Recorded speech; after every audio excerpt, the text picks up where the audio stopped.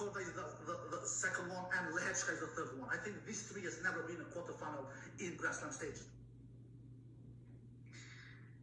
Okay, everybody, here we go. It is me, Gregory Manarino, Monday, January 23rd, 2023. So people, look, we got a problem here, and I think it's pretty evident, but it seems to be getting worse.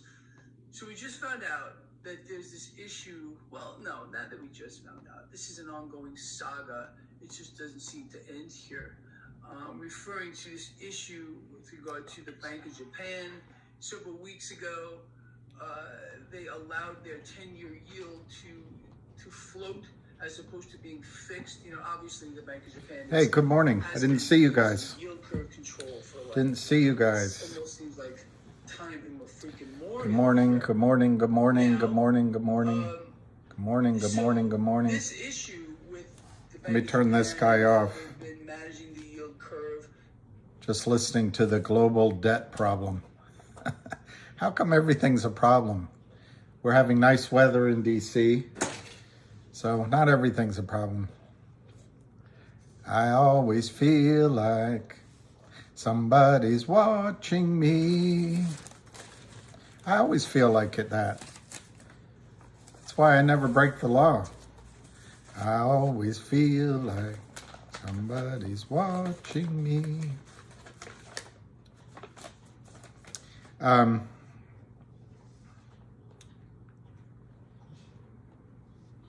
That I actually remember when that song became I don't know if it went to #1, but it was popular. Let me see. Let's go around the league and see what stock prices are, and then we can talk about things. I'm just going to go down my list of 10 as they show up. No emphasis one way or the other. COSM is 490, so that's up from when I did my video last week. I still think COSM they're going to try to get it down below $1. They being the shorts.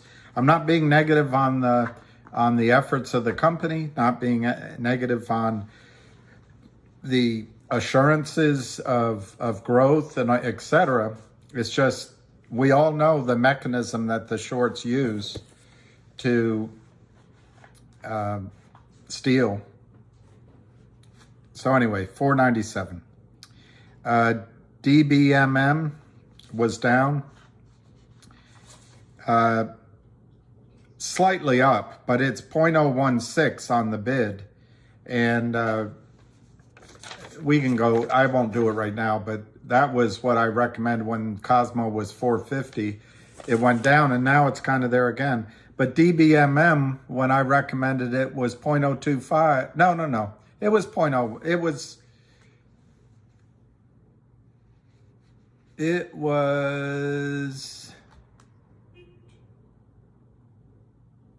No, it was 0.025. So it went down since I said that. So just shows it's hard to predict.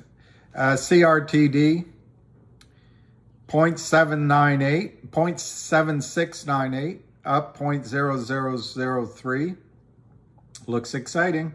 GTII, up 0.04 at $1.03, 103 to 105. Looking good. I always feel like somebody's watching me. Go Logic, GOLQ, is up 21 cents at 330. And there's some things going on there that have been announced. And I hear rumblings that there's further updates coming. That's a low float situation, a very low float situation, like something around 1 million or 1.5 million shares total in the tradable float right now. Anyway, $3.30, up 21 cents. Why were we looking at RVYL? I don't know. Let's see what's happening. I don't remember that one. That's 0.6723 RVYL. I don't have 2 million shares. I don't have much to say because my brain is dead on what that stock significance of that stock is. Wolf, WULF, 94 cents, up 0.06 this morning, 352,000 shares. CLNV, 0.071, down slightly, very, very slightly, 3.5 million shares traded. And then Finger, 374, down 0.01, 12,000 shares. And then Tesla, those are the 10 that I have listed. That's up. I was concerned that they were going to drive that down. That's up 555 at 138, 139 a share. So now I'll just give one more quote on GTII. 108.09, and let's see what you all are saying.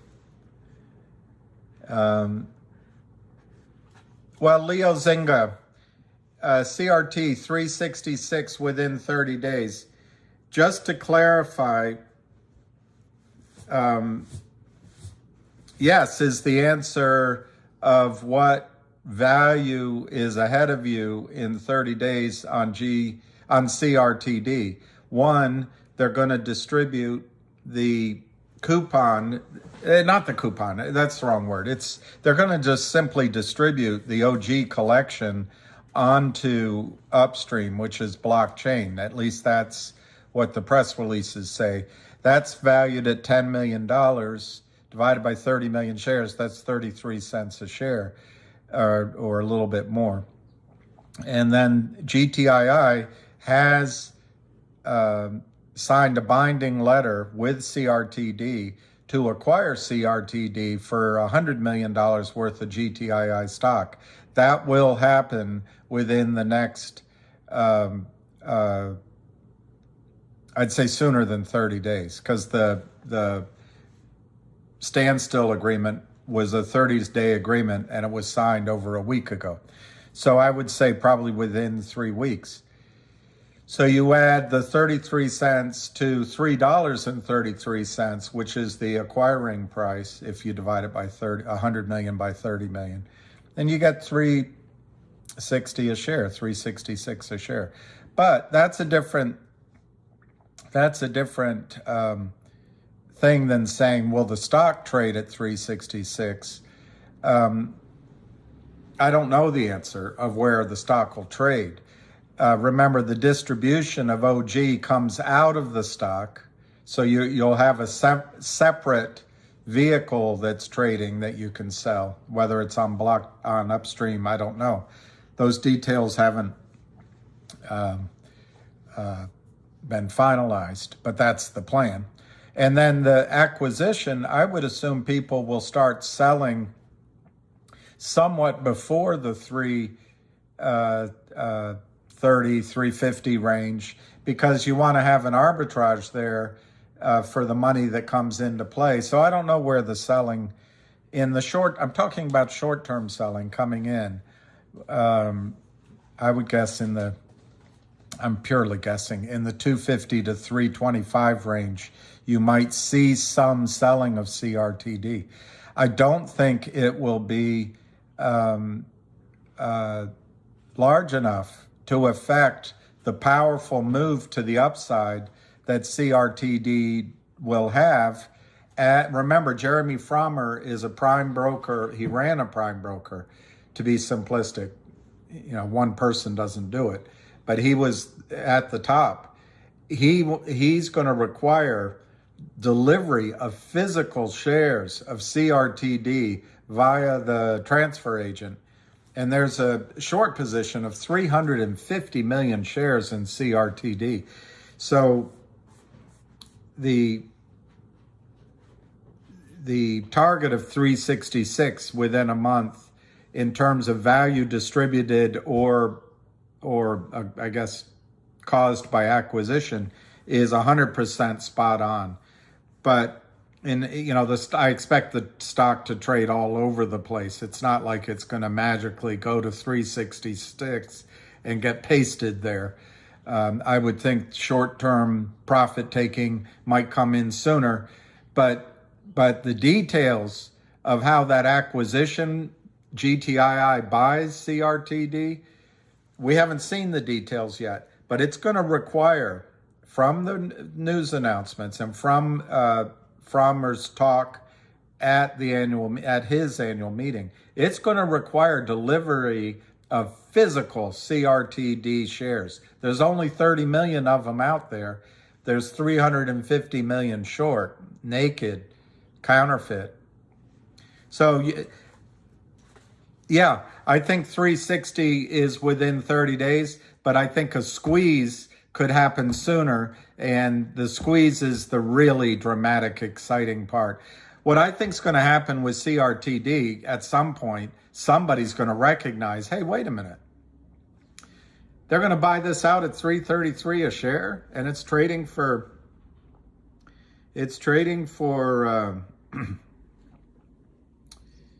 76 cents. Are you telling me I could almost make 3 to 4 times my money? Sorry. At some point, CRTD is going to go back to $1.50, $2, and you're going to wonder, I wish I had just bought 100 more shares. Anyway, long answer to your question.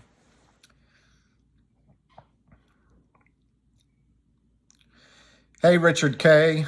Good morning. MMTLP has been relisted on Ameritrade and Webull and one other broker. Let me see what's showing in my account, which I expect to be nothing, but let me look.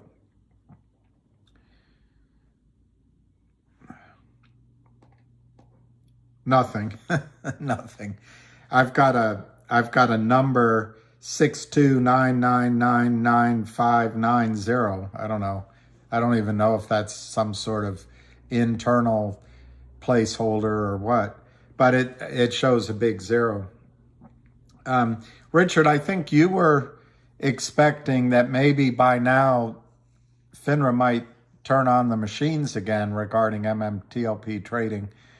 I've kind of haven't done any video on it because I think there's a lot of people out there educating themselves on the sheer horror of the crimes that go on in the American securities markets. I already understand all that, so there's not much I can either add to the story or learn from it. However, I think I'm going to do something quickly to try to propose that all the parties settle. I don't know how to get leverage other than maybe through John Berta, but the longer this goes on without either opening up trading or just settling it, I think there's risks to all parties. You know, once you have lawyers involved, God bless them, but they're moving towards settlement, not stock settlement. They're moving toward some sort of settlement that gets releases all around. And nobody that settles is happy with the deal. Yeah, Leo Zinga. I think MMTLP, everybody's going to be absolutely fine with it. Let me see what this says. Chris Daniel, our regulators are freaking lazy. Well, I think it was either on one of the lives or on a video, Time Life video, that I did regarding I think I was doing it on CRTD, but I brought up a lot of the FINRA contacts, and I went through some of the names. And the two things that stood out to me, they're all lawyers. One's from Goldman Sachs. One worked compliance at Legg Mason, which is a tremendous firm, highest of integrity firm, Legg Mason Wood Walker. But she doesn't seem to catch on. But the other thing that I saw all of the systems they brag about in terms of oversight are computerized. So they're just looking at data sheets that are preset, in my judgment, based on some of the feedback I've heard, even from GTII. They just look for anomalies in stock prices going upward, and then they hammer the company saying, what's happening? Are you releasing information? Are you manipulating the stock price? Their bias is to go after what existed decades ago in the over-the-counter market, literally decades ago, 4 or 5 decades ago. And they're not trained. Their computers aren't honing in on, and they're not trained to look for failure to deliver and the massive counterfeit fraud, breaking the law that's going on by people at the Lind Partners and Power Up Lending and others, to name a few. They're more worried because their job and their resume is more important to them. And then they want to have a job at Goldman Sachs or Citadel, and they want to be able to work sort of 9 to 5, collect a lot of money, and not put a foot wrong. They don't want to take any risk. It's risky to regulate because you don't know when Ken Griffin or Lloyd Blankenfield is going to, however you say his name, is going to come crack the whip. So you've got timid regulators that have no clue what they're doing, none. And it's this situation that criminals like Kurt Kramer and criminals like Philip Vallier are able to fool themselves, but they're also able to steal. Leo Zinga, MMTLP, when open, ask minimum of 500 to 1,000. I don't know, Leo, if you know something, I don't know if it's going to open, but the insiders on MMTLP, and one of the gentlemen, the second largest, was on this community at least once, maybe twice. The name is Sam, or my name is Sam. But I don't think it was he. I think it was McCabe that put on Twitter that his starting point is $600 a share. Song Nui, CEO block will make a difference. I think this guy Frommer will make a difference. He's like, he's a bit like, who, I was going to say Jeanne d'Arc, but that's the wrong example because he knows what he's doing. She kind of went in on faith, but he's that kind of motivating force that's going to fight, and the army is going to follow him. But Jeremy Frommer has the background in back offices, in prime brokerage, in settlement. And so he's not going to be fooled. Lawyers and judges, I went through some of it over the weekend, some of the crap that Kurt Kramer and his lawyer Richard Nadich puts into judges. It's all crap. It's all dissembling. But to lawyers, it's being truthful, and our client has, but it confuses judges. It confuses lawyers because lawyers assume that other lawyers are honest. They're officers of the court.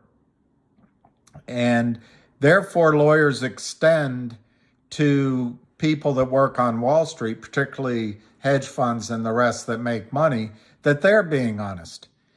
But everyone from Ken Griffin, Goldman, all the prime brokers, the market makers, Kurt Kramer, Seth Kramer, Charlie Mayo, Philip Vallier, Jim Easton, Hai Lee Kim, these are all criminals. They're all criminals. They break the law. They'll smile at you and they say, well, my lawyer is saying this and we're filing that, but they're breaking the law and they know they're breaking the law. It's not that hard. It's not that complicated. The law, as Vicenzo Capone said, the law is the law. You're not allowed to sell unregistered securities. You're not allowed to counterfeit shares. You're not allowed to lie and say that you are going to deliver shares that you have no intention to deliver. You're not allowed to manipulate the market price. You're not allowed to spread FUD. You're not allowed to spoof, to signal your trades, to cross trades, to hide money. You're not allowed to do any of that. Martha Stewart would go to jail for doing one of it. Those people that drifted into the Capitol on January 6th, they were invited in by the police, doors wide open, saying, come on in, come on in. If they did one of these things, they'd be put in prison without legal representation for 5 years.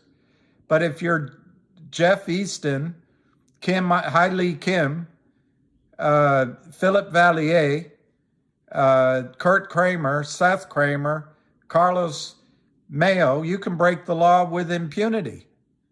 Why? Because it makes money for Goldman Sachs, Morgan Stanley, and all the other prime brokers. That's why. That's why. It makes money for them. And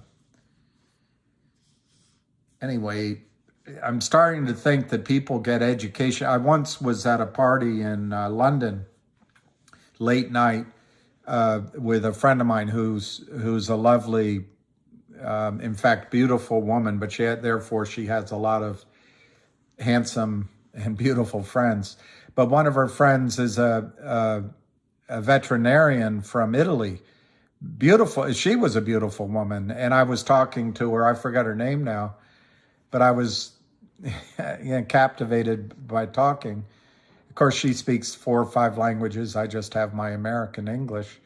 But I remember that she told me that, because she loves animals, but she said in the animal kingdom, the smarter the animal, the more the animal is able to communicate, the more dangerous they are, the more violent they are. And the top of that heap is human beings.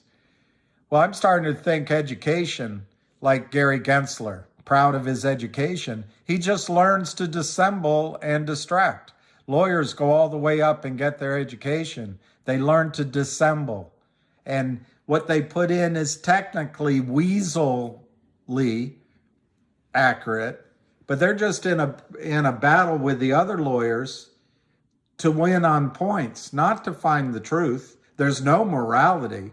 And then they confuse the judge. And there's no judge that can believe that the SEC would allow what Gary Gensler allows, which is stuffing your accounts with fraudulent shares on any over-the-counter stock under $10 and under $350 million market cap is destroyed by criminals, and Gary Gensler does nothing about it. FINRA, these lawyers that want to protect their reputation and their CVs so they too can join a board when they get of a certain age. They're just there to protect Wall Street, not you. And they do nothing. So my answer, Son, is CEO Block is going to help. It's going to bring attention to this crime. It's going to shine the light on it. It's trillions of dollars stolen. If Joe Biden's I wrote the crime bill were applied to Wall Street, these aren't 3 strikes, you're out. These are 3,000, 10,000 strikes, you're out. And you're put away for 40, 50 years. But the difference is Wall Street is largely white people, largely male, largely people that have access to high education, and certainly people that have access to the liars who are lawyers. And the somnolent SEC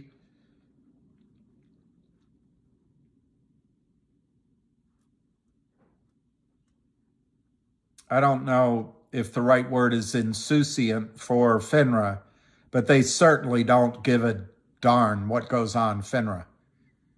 So, Son, I think CEO Block is going to be massively successful. I joined it. I've been working on starting a small oil and gas company. It's going to start small, but I want to grow it to $500 million.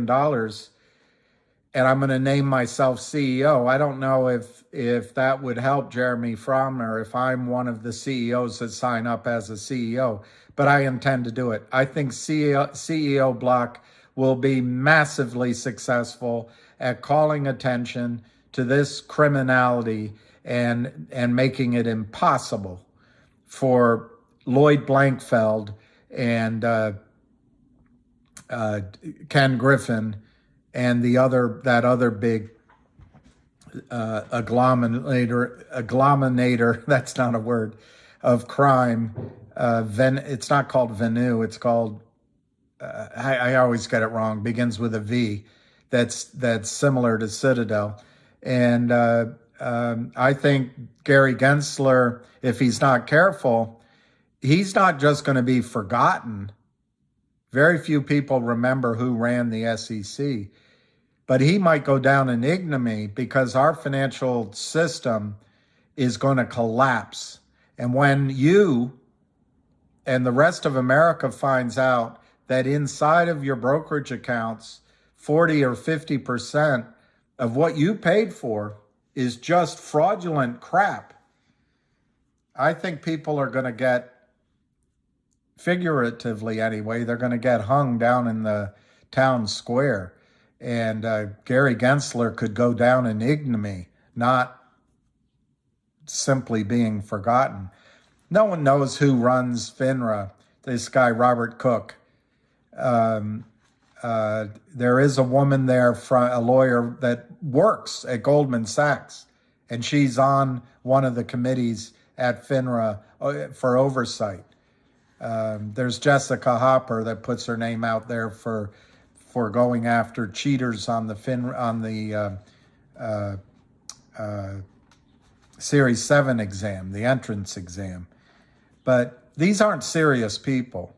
And when the markets collapse, all of a sudden in Congress, not Maxine Waters, because she's done a great job, but Congress is going to go after people who should have done something. And CEO Block's going to call it all out. I think the biggest item the biggest tendency that criminals like Kurt Kramer count on is time. If they keep selling, you're going to get bored, and then they can just tweak a couple things, settle with the SEC, and keep doing it. Charlie Mayo is cold calling as we speak. He cold called last week a company I'm familiar with to try to turn them into one of his victims. The regulatory system does nothing about these predators. Nothing. So Son, I think CEO Block is going to be a massive help. And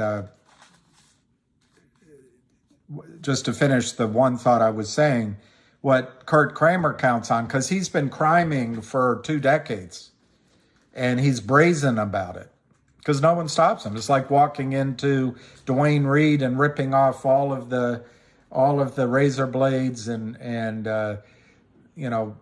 women's hair products and walking out the front door in New York now. No one stops you. No one stops what Kurt Kramer does. But one of the things Kurt Kramer counts on is that you're going to forget about it, that he can continue doing it. Congress will look the other way. The regulator, they'll spin out. Everybody will spin out after their 2 or 3 or 4 years. Robert Cook will play golf and do nothing. Gary Gensler will go after Kim Kardashian, and although somehow he didn't go after FTX and Sam Blankman-Fried, because that guy, Sam Blankman-Fried, he paid Bill Clinton to promote it, and guess who Gary Gensler owes his political future power to? Bill Clinton and Hillary Clinton. For some reason, until recently, Gary Gensler didn't go after FTX and Sam Blankman-Fried, but he did go after Kim Kardashian. Why? Kim Kardashian is an easy target, and he can wrap himself in glory and get headlines around the world. That's all Gary Gensler wants. Gary Gensler wants to leave, say he did great things. Everything he's proposed is misdirection. He hasn't focused on the one thing, stock settlement. The second thing, what's in your accounts? What's in your accounts? He hasn't focused on any of that. He focuses on payment for order flow. It's just distraction. Well, CEO Block is going to call that out. But what Kurt Kramer and Gary Gensler count on is that you're going to forget all about it. And by the time they put Kamala Harris in charge of the SEC, if she's not president, maybe they'll put AOC in charge of the SEC, or that guy from California who ran the Intelligence Committee, bald head. He's never met a lie he can't embrace. Maybe they put him in charge, Schiff or something like that. Shiftless. Maybe they put them in charge of the SEC. And then all of a sudden that person will have to take at least 2 or 3 years to get educated on, oh no, they couldn't allow that. They're not doing that. Who would allow this on Wall Street? So they take 2 or 3 years to get educated. They preen and promenade around, peacock around the media shows. And when they get to be 60 or 65, they get a Sinister, either from Goldman Sachs or one of the many hedge funds. So CEO Block is going to change that. And the one thing that all of these people count on is that you forget the issue and you move on with your lives so they can continue to crime and be complicit and do nothing. CEO Block will change that. Already with MMTLP, there's 65,000 shareholders that are waking up. Already with these stocks, there's thousands, tens of thousands of people. And I give the prime motivating force is Ham Short Killer. He's been fighting this for over 20 years, and he's been fighting alone. With CEO Block coming in, the story's going to get out everywhere. And even the New York Times or the Washington Post, Democracy Dies in Darkness, these two pretend newspapers. They used to be the greatest newspapers in the world. And now they're just shills for the Democratic Party, Pfizer, and the military-industrial complex, the for-profit prison system. It's embarrassing. I lived in Moscow. I remember when we made fun of Pravda and Izvestia. The New York Times now is Pravda, and the Washington Post is Izvestia. As least as it comes to news that that they should be giving critical eyeballs to for you. Instead, they just do the, I can't pronounce the word, the papablum. Anyway, they just give the sweet nothings that they're told to give from their overlords and overwomen. And CEO Block will change that. The journalists won't. Journalists won't take the risk of coming out and saying that Goldman Sachs is profiting from counterfeiting of shares on Wall Street. They won't say it. Why? They want their daughters to get into the best schools. So CEO Block is going to change it, and I'm going to help him, and I hope all of you do as well. Ham is to the Kramers as Harry Markopolos was to Bernie Madoff. Pablum, thank you, Daniel. Pablum.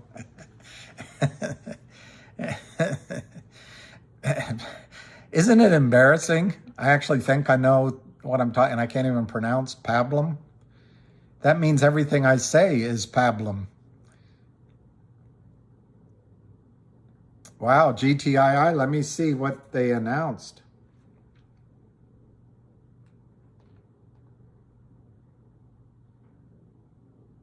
Yay!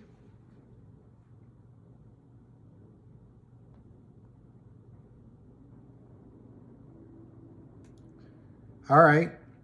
So what's for lunch? I don't know. But I might go work on the letter I'm working on for the SEC. I've been working for 4 days on it. Bob L just pointed out, I didn't see this. Global Tech, this came out at 8:30, and I'm reading from the Dow Jones Newswire. It's pretty exciting.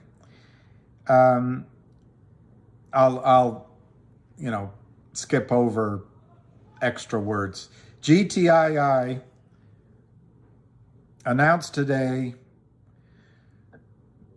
at a special meeting of its board of directors, which was held this weekend, the board appointed Donald Gilbert to lead a newly created task force which will investigate illegal trading in GTII shares. It's called the task force. It's nicknamed the Untouchables.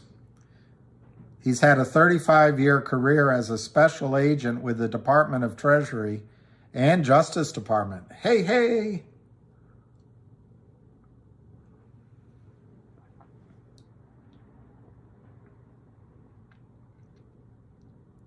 Unbelievable. This is great. Task Force, the Untouchables activities will include identifying and analyzing potentially unlawful and manipulative trading. There, it says it's all it says. Evaluating and making recommendations to the board regarding legal actions. I hope, for your sake, that the squeeze happens before legal actions are taken.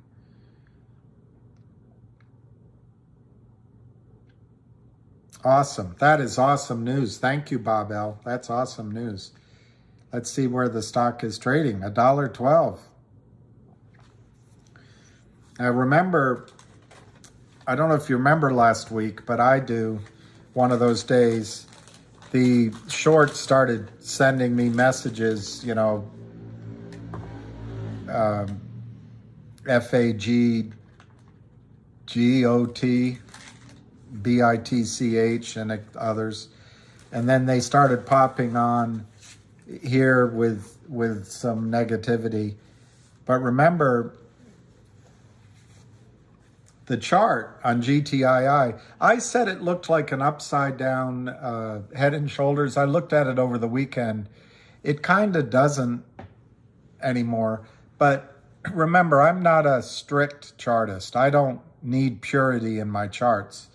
I just need to see the essence, because all a chart does, it's trying to measure the psychology of a group of people making decisions. This group has either bought the stock, sold the stock, wants to buy the stock, wants to sell the stock, or all of those, and a chart is meant to give a psychological picture and read the volumes and the trends of how that group is making decisions. So I don't get all focus on the exact pattern, although sometimes patterns work brilliantly. But that's just because I don't know how. I always will defer to an avid trader or a ARCA or someone like that, or anybody. Anybody that can read a chart, I'll defer to. But if you look at this chart on GTII, there it is, GTII. See, this was the reverse. This was the shoulder right here. This was the head. And this, I thought, was forming another shoulder. Well, now it looks like they put enough room on it to put an epilet on it. There's another one, epilet. EPAULTET. Anyway, to put one of those shoulder symbols on it. But to me, I still see the shoulder here. I still see this as being a shoulder. It just got stretched out. Because look at this shoulder from here to here. This shoulder from here basically to here in terms of vertical volume.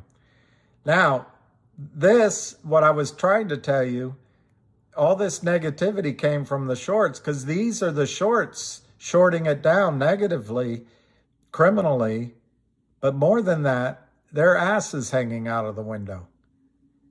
This last time right here, it went over two. One of the newbie shorts got caught in a miniature squeeze. Here is a short covering, a little bit, but they haven't been able to cover big amounts, and now they shorted more. How do I know that? Well, let me just finish with this before I change the page. It's a long, lonely highway. 111 on the stock right here. We're making higher highs, higher lows, and look what's right here. That's the siren song right there, 151. But then look, you can count this if you want, 1, 2, 3 times, or you can count this twice, so it's 4, or you can only count it twice. Whatever way you want to count those 2, 3, or 4 attempts, this will be the third, fourth, or fifth attempt to get through this peak, and I think 171 is coming. And once we get through it,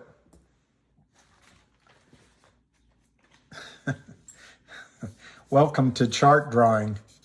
Welcome to chart drawing. See this line right there? See that line right there? You can't quite see it, but you see that line? That's what we're going to break out of. And it's going to be blue skies from now on. So GTII looks like it's on the verge of something exciting. By the way, there's a gap here that needs to be filled. It just needs to be. And that's around $2.25, $2.30. I think that's where GTI is headed right now. Obviously, you have resistance at 151, 171, maybe $2, and then maybe $2.30. But after that, better hope that Kurt Kramer is covered. But if you go to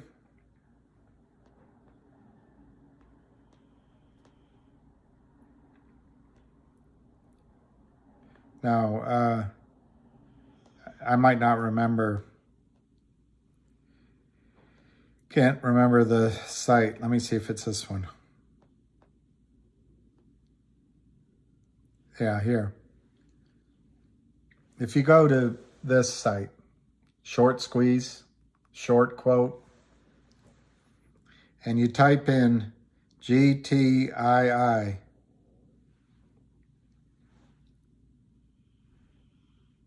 and you come down in the middle, it shows short interest, current shares short, almost 1 million shares. Those are real shares short. They had to borrow it. They had to locate it, and they got to pay daily interest on that, and they can be bought in at any time. I don't think it shows here. Oh yeah, it does show here. I was going to quote 40,000, but there it is. In the middle, right under 981, right under here, short interest, 981,000. Short interest prior shares short, 41,000. So somebody shorted 950,000 real shares short, legitimate. And by the way, I have no problem. When you're borrowing shares, you're locating shares, you're paying for it. That seems fair. That's the other side of the trade. Because you can't do it. You can't do it unlimited. That's legal shorting. Well, I can't add up that volume. But since the end of December, right around the 27th, until now is about a month. That record right there that I just showed you on short squeeze is for a 30-day period. And what do you see there? You see from about a high of $2, 180, you see red, red, red, red, little white, red, red, red, red, red, red, red, red, red, red, wine. You see a lot of red. That's somebody, a short, borrowing stock, locating it, paying the cost to carry to drive the stock price down. Guess what? They're the ones that are going to be the catalyst to, in my judgment, what could be the most exciting short squeeze that you've ever seen. Because they're going to want to cover. They're not going to keep shorting it down. When the stock gets to 151, 171, $2, $2.30, they're going to start covering. Because they're real shorts. They're they're not money managers. They're risk managers for them. They're greedy own selves. They're not idiots trapped like Kurt Kramer, who only knows one thing, which is to criminally create shares as an unregistered securities dealer and sell them in unlimited amounts.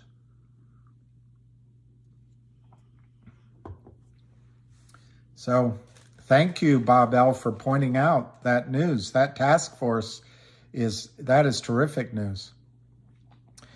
What is going on with MMTLP? Ralph Fon, it's now been about 5 weeks. January's a 5-week month, so maybe it's a little bit more than 5 weeks since the last day to own shares in MMTLP to transfer in to NextBridge. That was December 12th. It's been almost exactly a month since MMAT distributed on a one-for-one basis shares of NextBridge for shares of MMTLP. At the transfer agent, ATP, 165 million shares were delivered or registered as requested by shareholders, filling out the entirety of the amount of shares to be delivered by MMAT, 165 million, approximately. The criminals, the short sellers, and the effete, ineffective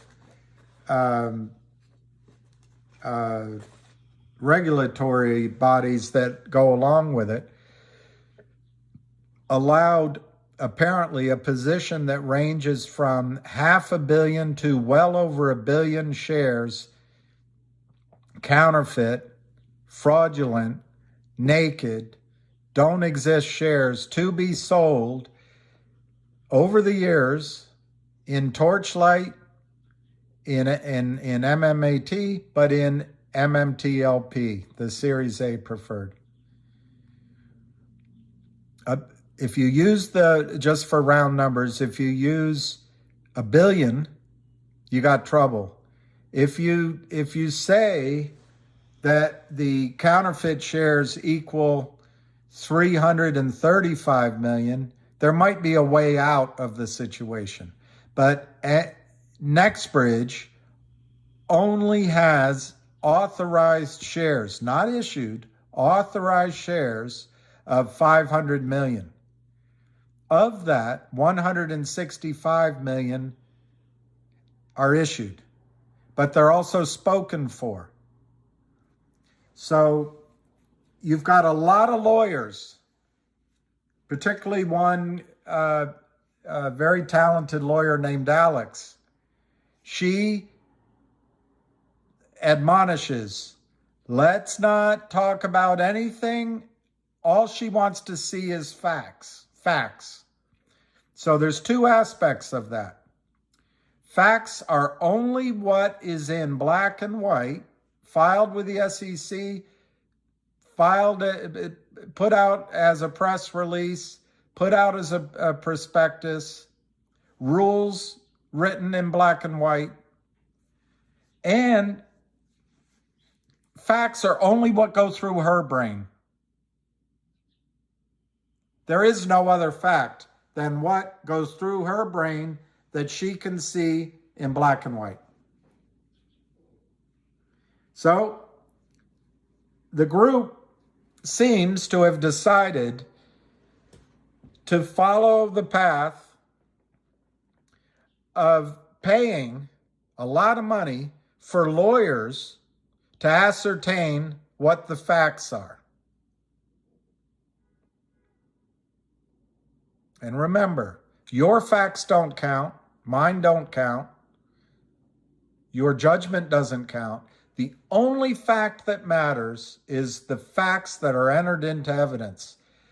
The preliminary place to put evidence is in the lawyer's brain.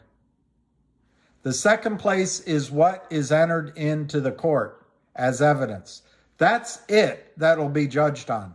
But you and I know, I forgot who asked this question, that the shorts have been counterfeiting shares on a space call. Several people, 2 or 3 people said it was over 1 billion fake counterfeit shares, fraudulent, illegal shares were issued for MMTLP. Well, it's going to take the lawyers a long time to ascertain that, because companies do everything in black and white. Criminals, they hire lawyers to play the game with the other lawyers, but then they do their selling in multiple LLCs, several different prime brokers. They use offshore accounts. They lie. They misrepresent. They use shady market makers. They spoof. They cross trades. They do anything like the octopus. They put ink in the waters. So while the lawyers shift through the ink to try to find one of the legs of the octopus, the rest of the octopus is swimming around and bringing other octopuses in, and the trading that's going on behind it, you can't see without discovery. Well, these legal steps that are being taken, they feel good, and everyone's like, hey, we're finding it out. We're doing something. We're going to get them. The shorts love it. They just simply love it. They've got lawyers. They've got lawyers that go into court. They've got judges that are befuddled. They've got opposing lawyers and regulatory bodies and even you that cannot believe the extent of their crimes. So everyone's polite to them. They come in, they make their counter filing, they move for dismissal, they do everything but show what's behind all the ink they've put in the water, in the inky camouflage they've put. They don't show what LLCs they use. They don't show which other short sellers they're in collusion with. They don't show who they're bribing to distract investors away from buying this stock and buying some other hot new stock. They don't show the payoffs they make to the market makers, which are illegal. None of that. This lawyer who wants to only see facts, she's never going to see any of those facts behind the ink screen. She's never going to see them. Unless you get to discovery. Well, you're not going to get to discovery. You're not going to get there. The criminals will settle before you get to discovery. So I think the legal path is, I admire everyone working hard on it, but you ain't going to get no satisfaction down the legal path. Unless you like legal fights and you like to read big, thick documents, and someday you'll tell your grandkids, well, you know that case, we didn't get our money back, but we sure put it to Kurt Kramer. Of course, he's dead now, and the rest of the system is still doing it. But boy, we had that victory. It felt good. Is that what you're looking for? No.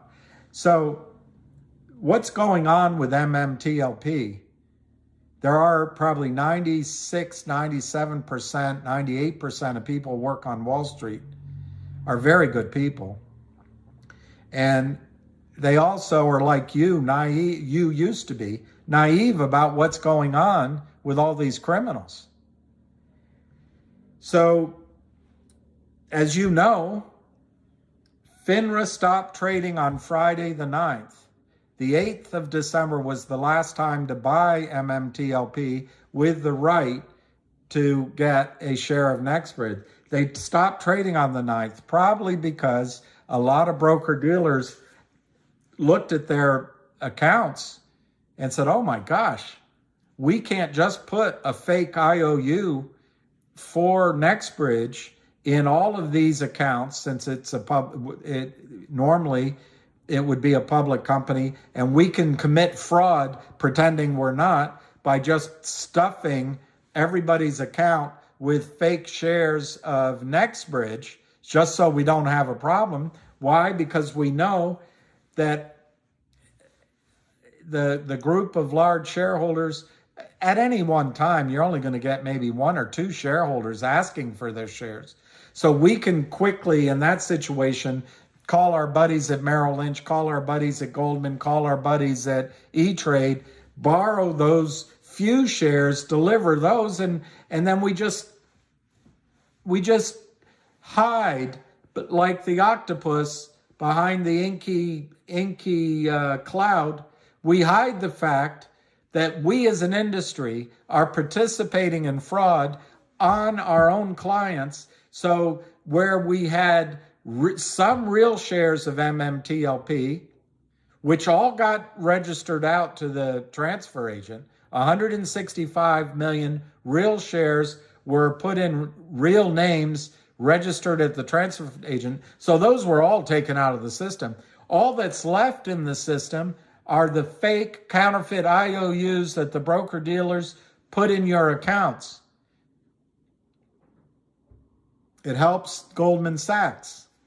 Goldman Sachs, as Pat Burns says, is a stock lending desk with the name of an investment bank on the top of it, on top of its door. So because the real shares of MMTLP went to the transfer agent, every share in every account is fake. And the broker dealers have gone along with doing that. In the past, if MMTLP were sold to Apache, APA, what the brokerage firms would do would, and let's say it wouldn't be done on maybe it's 2 for 1, 2 shares of Apache for 1 share of MMTLP, I don't know. The brokerage firms would put 2 shares of Apache into your account, regardless of whether they existed, because they'd say, oh, we'll settle that up later. We have a failed to deliver notice out, and the criminals at Alpine Brokerage, Prime Brokerage, the criminals at Goldman Sachs Prime Brokerage have told us, remember, Goldman Sachs invented the F3 button. They've told us they're going to deliver in the future. We got the lawyer Richard Nadich as it relates to GTII, but some lawyer signed somewhere that these are ultimately going to be delivered.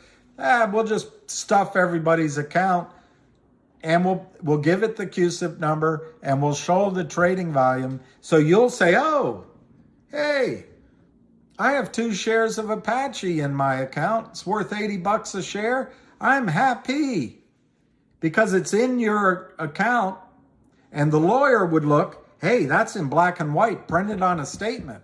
That's a fact. That is a fact, Jack, the lawyer says. I can see it because I have no imagination. Just show me the fact. Well, she doesn't look because she can't.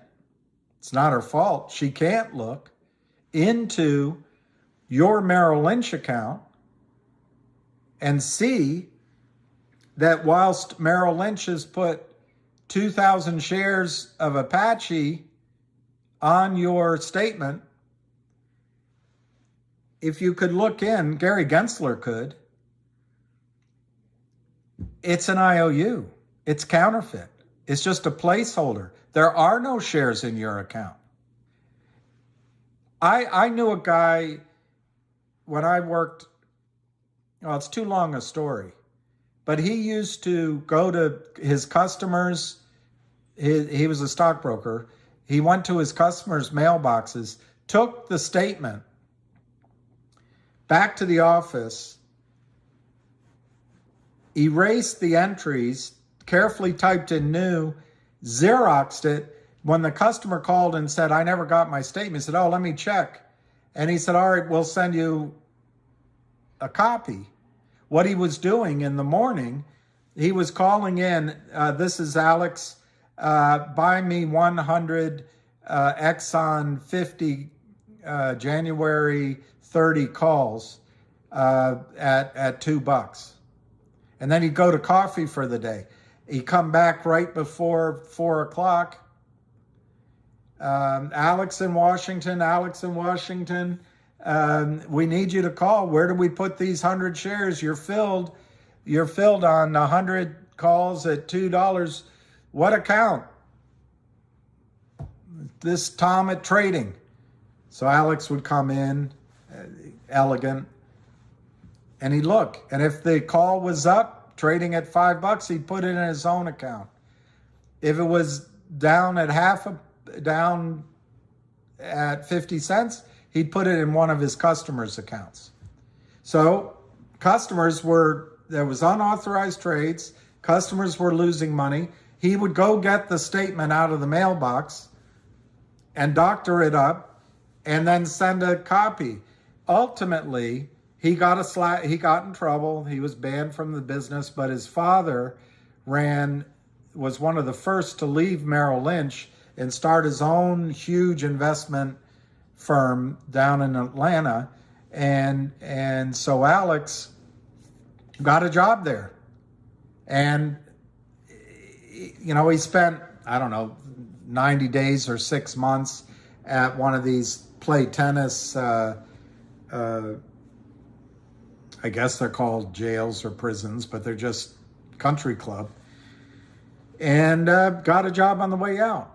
But what they got him for, other than unauthorized trading, was fraudulently changing people's accounts. And then it was also fraud across state lines. But he had an expensive lawyer. it was pled down to very little. My boss got fired, and I loved my boss. It was a big deal.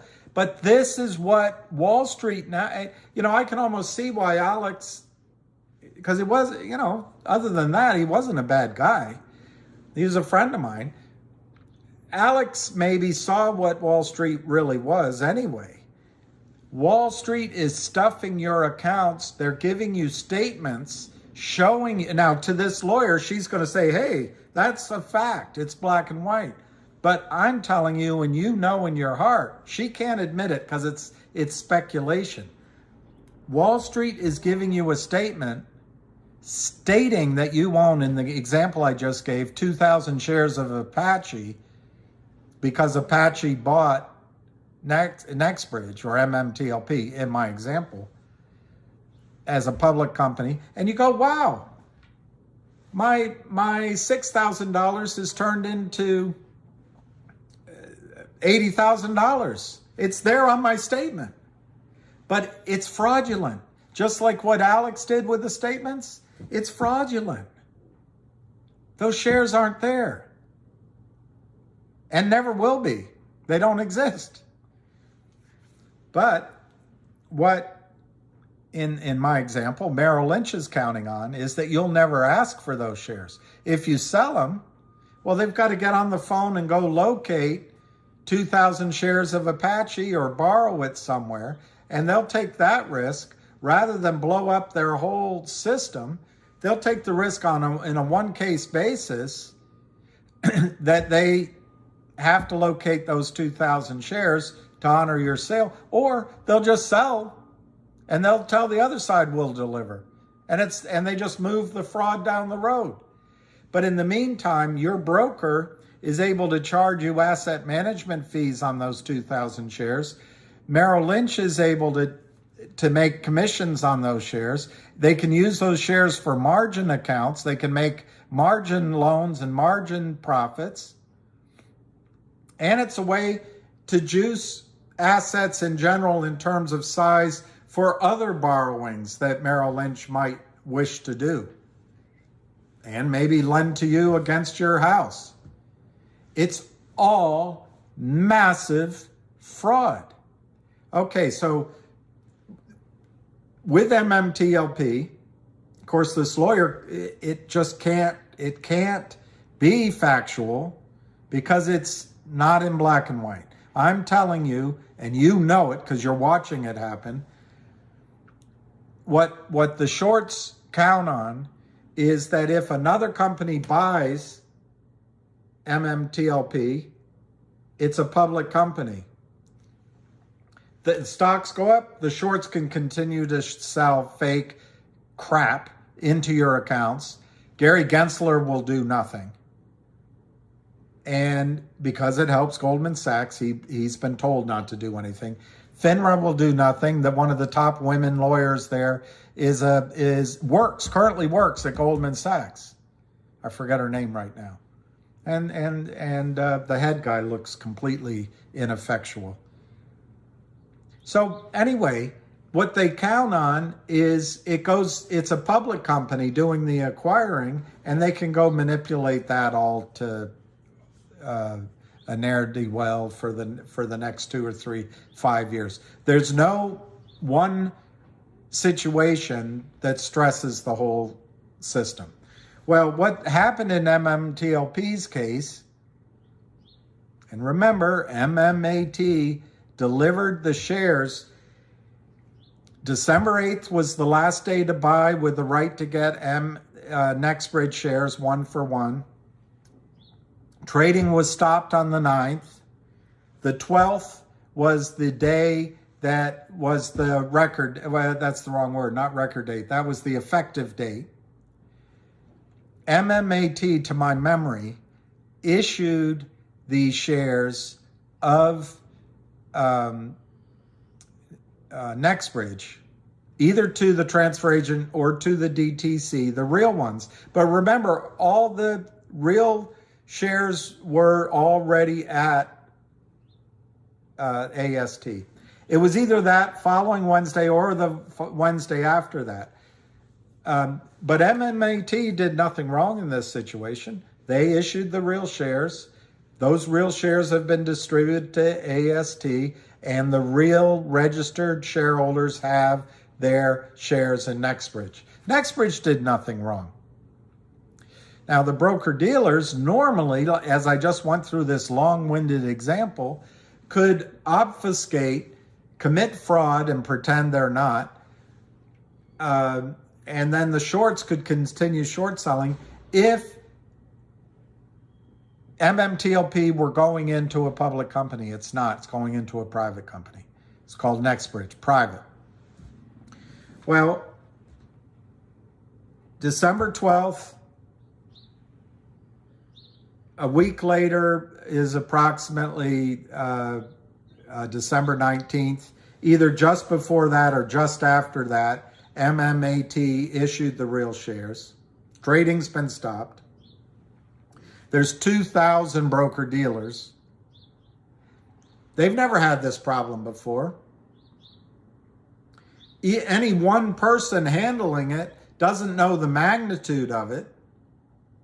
They only know, in the stock loan department, they only know that one person is asking for their 2,000 shares. We better make those phone calls and go locate the failed to deliver on those 2,000 shares. They've never faced a situation where the entirety of their fraudulent shares are asked for all at once. Now, that problem across 2,000 brokerage firms could be 1 billion shares. But in each brokerage firm, broker-dealer, it's a different number. But to the margin clerk, the compliance officer, to the regional manager, she's saying, oh my gosh, you're telling me that we have to deliver 25 million shares of Nextbridge? Now it's a private company, and we can't just write an IOU placeholder because it's a private company? Where are we going to get all these shares from? We don't have them. DTC just sent us 50,000, and we've got to deliver 25 million? How did this happen? Well, around December 20th or 25th, or you could say it's a little earlier, in 2,000 broker-dealers, the regional manager, the compliance officer, the operations manager, the broker that you thought knew what they were talking about, your broker, she's telling you, oh, don't worry, we'll get it done. And then she looks, oh my gosh, are you saying no, they couldn't do that. Who would allow them to put fake shares in your account? That's not happening.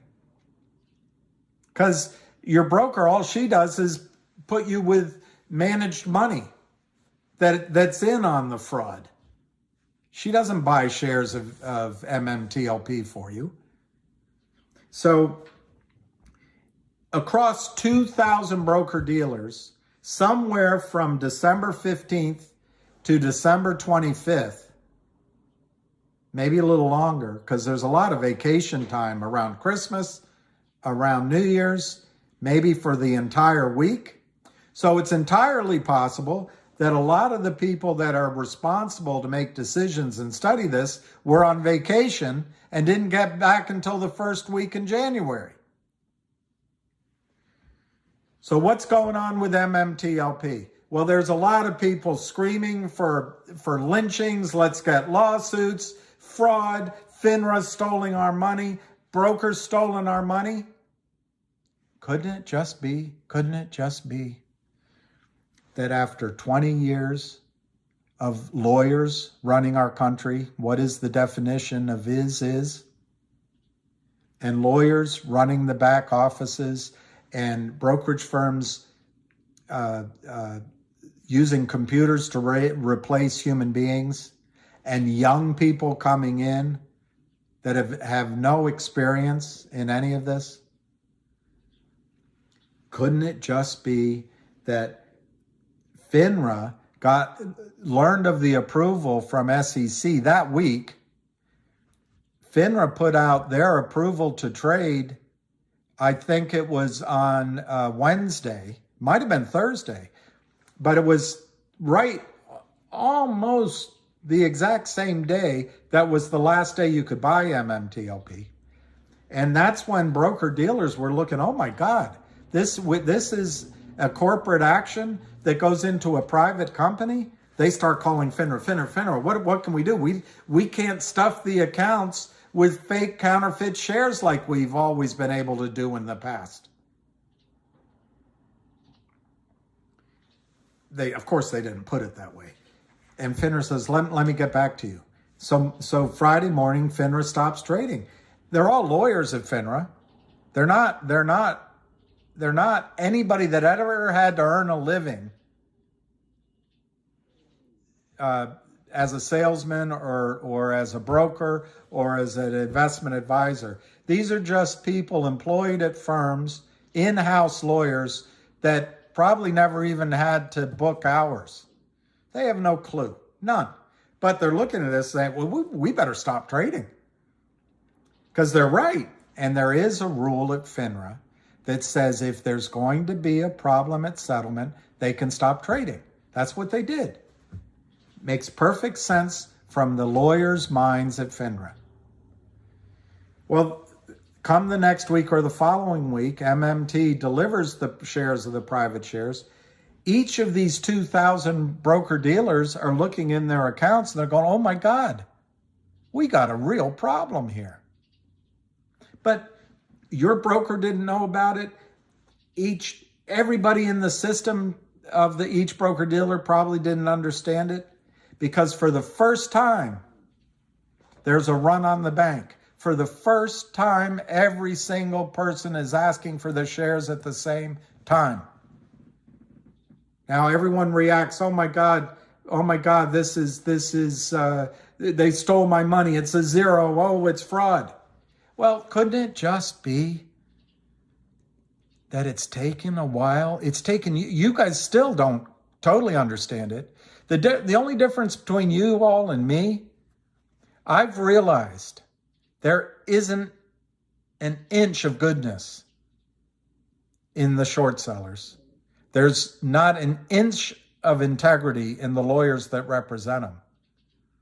And the entire security system is a whore for commission dollars. And they don't care. They don't care about the details. You guys still have some faith in the system. I don't. Now, the reason why is I've raised money in this. I've worked in it all of my life, all of my professional career. And I'm disillusioned. And there are no Elliot Nesses. There are no honest women. There's nobody. There's nobody to turn to. So anyway, the broker-dealers are from about, I'm going to say from about December 20 or later, because of the holidays, they've been looking at this. Maybe it's from December 25th. Maybe it's from January 2nd. But they're putting their teams on this. And you all are saying, theft, screaming. Well, the theft didn't happen December 9th when FINRA stopped trading. There was a robbing you of the opportunity to participate in a short squeeze. Definitely that's true, and that's theft in a way. But this theft of money from the markets by the broker-dealers, by the prime brokers, by the market makers, and by the criminal short sellers and the hedge funds, and the ones that preen and buy condos down in Miami, and by governors down in Florida, and by mayors up in Chicago, and then burn. All of a sudden there's an explosion at their warehouse where all the records are kept. The ones that provide liquidity for the market and allow you to trade for free. Ken Griffin, criminal.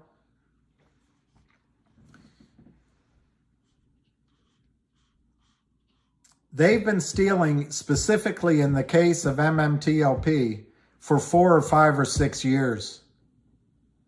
They didn't build up the $1 billion fraudulent position on December 9th when FINRA stopped trading. They didn't start hiding and stealing from you from the 9th until December 20th. They didn't really pour it on from December 20th until January 5th. And they're not robbing you from January 5th to January 19th. It happened for 4, 5, 6, 7 years in the markets when it was Torchlight and onward. So, everyone's, where's my money? It's being stolen. Get a lawyer. Get them to do something. Isn't it just possible that each of these firms are full of lawyers, only want facts? They don't want my analysis. They just want facts. All right, so let's get in black and white. Let's get the account runs. Let's get every statement printed out that owns MMTLP. Let's study the law. Let's make the phone calls and get letters or tape recorded messages, conversations from the opposite side of every trade we did. Let's look. Here's a position of MMTLP, 25,000 shares, but it's not in the account. Pull all the trading tickets. Pull them all. And I want all the signatures. I want to know if it's an unsolicited trade or a solicited trade. I want to know if the broker made the phone call to locate shares, or he just accepted the word of the broker on the other end of the line. I want to know if that broker was telling the truth or not. I want to know if we sent out requests for delivery, and I want copies of each of those requests. And then I want to get the answers back. What were the answers back? And I want this across the entire database in our firm. This is happening at 2,000 brokerage firms during the end of the year trading, while the back offices are under peopled. They have to do this, but they also have to clear the trades they're doing every single day. And I used to sit until midnight at night helping clear my trading with the back office. It takes hours, man hours, women hours, and each compliance officer, each risk mitigation officer, each regional manager, and the lawyers involved at each firm are asking for all this data on thousands of accounts. And somehow, as a group, we all expect a miracle. Put real shares in my account. Well, wait a minute. 165 million real shares, private company, were delivered in fulfillment of what was required to the transfer agent. 165 million shares were registered outside of the fraudulent Wall Street system at the transfer agent. So everything in these broker-dealers accounts is fraud. Now, because we're human, we think my shares come first, my stock comes first. I'm important. But there's tens of thousands of securities. Most of these back offices, lawyers, and brokerage firms have no clue that this has been going on for years. And they, just like you, can't believe the criminality of it. Who would allow them? Who is Gary Gensler? It's just like believing that the $10 billion raised for Haiti, the Clinton Foundation wouldn't steal that money. Well, look it up. The foundation's gone down. The Haiti Foundation's gone. Look up Data Cherry, a wonderful journalist. She writes that the money never got to Haiti. But we can't believe that. We went to school with these people. They got to be honest. I don't know. My point is, and I'm making it a really long point, these back offices have just gotten their mind around the situation they're in, and we're just a month later. It's only been a month, maybe 5 weeks. How are they going to create 1 billion real shares out of 1 billion fake shares for you? So what are the solutions? No one's talking about it except Richard Kay mentioned it. One solution would be, and that lawyer, I think she's doing a great job, Reza.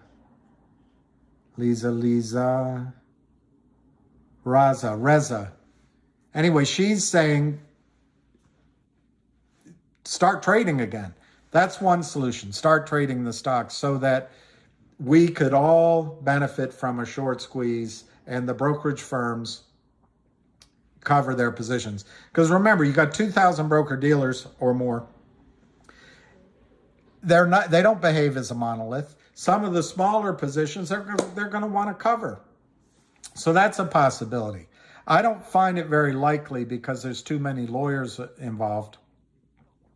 And when you get lawyers involved, they want releases. They want releases. How do you get a release on the other side of a trade? I don't know. But anyway, one thing that could happen is the stock could trade again. The second thing that is happening and looks like is what everyone's going to do, it's just going to go to court. And it'll go to court. Everyone, lawyers, there'll be lawyers on both sides of everything. It'll be a smorgasbord for lawyers.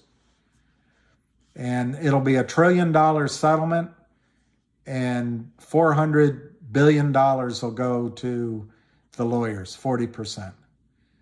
And it'll take 7 years. And the media won't cover it. And Wall Street will continue to commit fraud. And Gensler will retire from the SEC when Kamala Harris replaces him with Schiff. Now he's a white guy. Replaces him with Maxine Waters. And Gary Gensler will get a job on the board of directors of Citadel, a job on the board of directors of Goldman Sachs. He'll get a job on the Hillary Clinton 2024 presidential campaign. He'll get a job at Microsoft. He'll lard his coffers. And you'll just be sitting there wondering what the heck happened. The third choice, which is what I think should happen, is, well, actually, I left out what they call the gray market. The gray market, I guess, is the third choice, where broker dealers call you and say, we'll buy your stock, or you start selling your stock on a website. You say, look, I've got 2,000 shares. I'm willing to take $10 and I'll sign a purchase sale agreement and I'm out of here. So a gray market could pop up. I'm skeptical about that too, because of the same reason. Once lawyers are involved, how do you get sign-offs? It's possible you'll sign off in your purchase sale agreement, but how does that protect the broker-dealer from a class action lawsuit that you might join? Or how does it protect your signature? Might protect you. I'm not a lawyer, but it might protect them insofar as the agreement you signed is concerned. But what if fraud were committed? Fraud, as I understand it,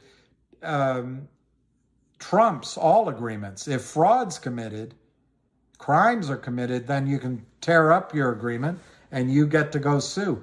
So the further we go down the road with lawyers, the less likely, in my opinion, that anything's going to be done soon.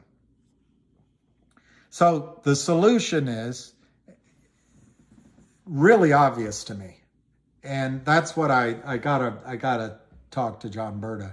I've got all of his details. We used to communicate quite regularly, but I've lost his cell phone number. The obvious thing to do is for NextBridge to issue how many ever shares are required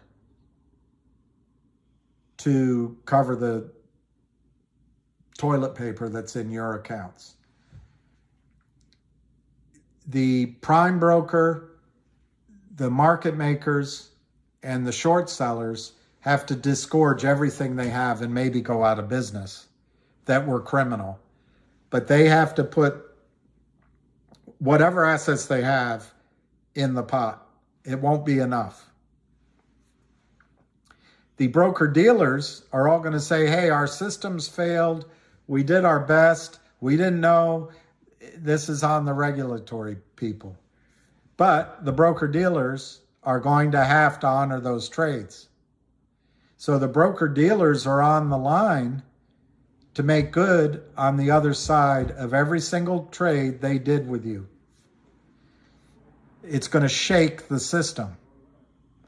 But ultimately, it'll be the DTCC who backs it up. And I easily think it could be $1 trillion. Well, the DTCC is 80 trillion in assets. And the advantage of everyone swallowing their pride, getting around a table and making a settlement is legal action stops. Nobody goes to jail. That's the swallowing the pride. Nobody's, you four is ruined. Nobody's career is ruined. Possibly a broker-dealer or two gets shaken at its foundation, but my guess is that'll be sorted through the DTCC. Maybe one prime broker goes down, and maybe some of these criminal market makers have trouble. But my guess is everyone survives it on the criminal side. What's in it for them? They don't go to prison, and there's no discovery, and they can continue to do their crimes. What's in it for the broker-dealers is they can continue to exist without going out of business. They can manage their loss. What's in it for the journalism? They can continue to report on how the Nazis in Ukraine deserve our support. And they can ignore the whole issue.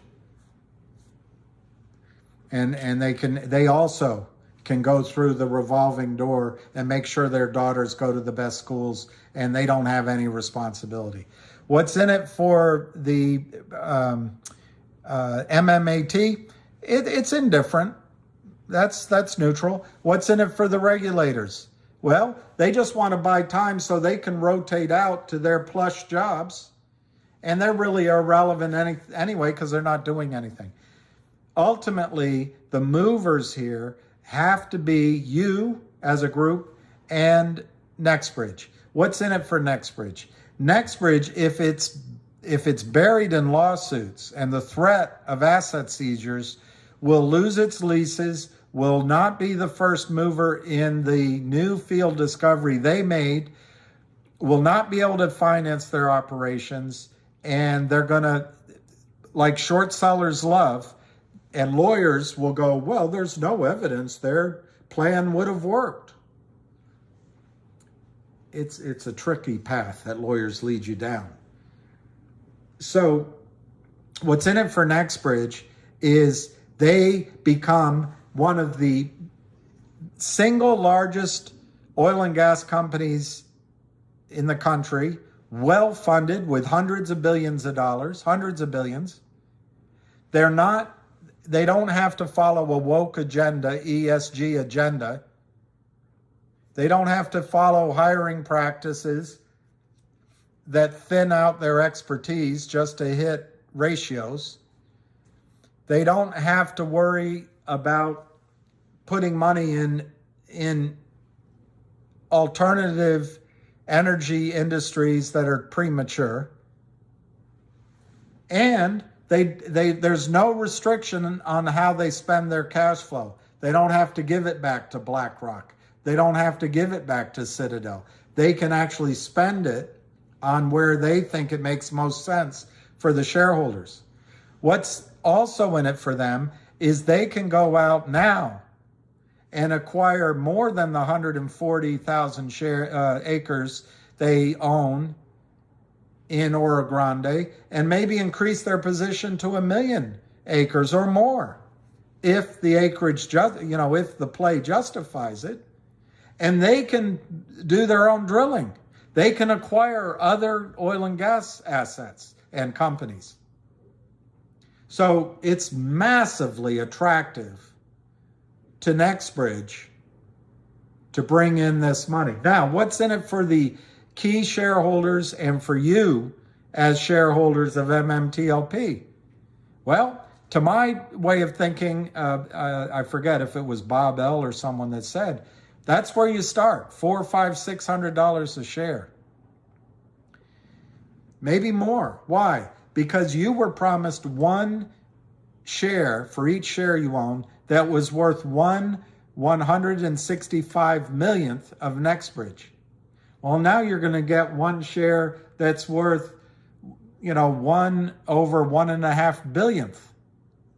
So I think they've got to expand the price to allow for that dilution. And of course, it's offset by the positives I just told you. I think NextBridge shares right now are worth $100 a share right now. So a number of $400, $500, $600 a share makes sense to me. It could even go to $1,000 a share. Then out of that, you pay the lawyers. You make the lawyers as rich as Peter Angelos, because they went to Harvard, they've worked so hard, and only they could ascertain the facts. And only they know how to write a settlement agreement. So give them $1 billion or $2 billion or $50 billion or $100 billion. Give that the lawyers, make the lawyers rich. And all the consultants and all that. Give each of you $400 or $500, $600 a share cash distribution. Maybe it's less than that. Maybe it's $100 a share cash distribution. But still, it'll be a massive cash distribution per share, and give you each one share of the new NextBridge. You will be happy. NextBridge will be happy. And I think, I've never met Greg McCabe. I've known of him for years. But I think that solution would make the 3 or 4 top shareholders of NextBridge and MMAT massive billionaires. Bill Gates billionaires. Well, maybe not Bill Gates, but maybe, anyway, they make them huge billionaires. And I think that's the solution. But instead, we're all going down this legal route that's just an enormous waste of time. It's an enormous waste of time. Other than what I think Richard, I don't know if it's the same Richard, but there was a lawyer from California, Richard, and then Rosa down in Florida.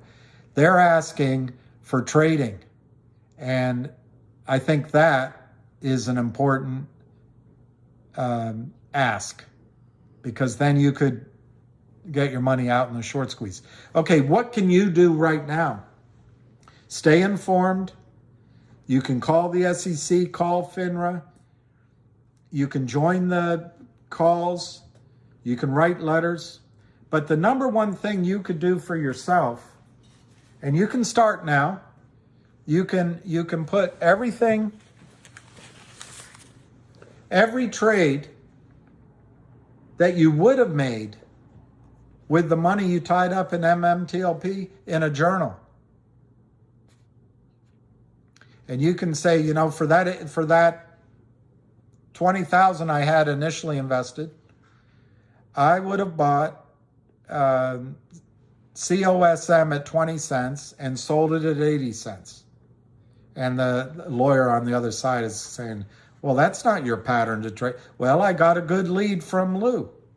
And that's what I would have done I would have turned my 20,000 into 100,000. With that 100,000, I would have bought DBMM at 0.0123 and sold it 3 days later at 0.025.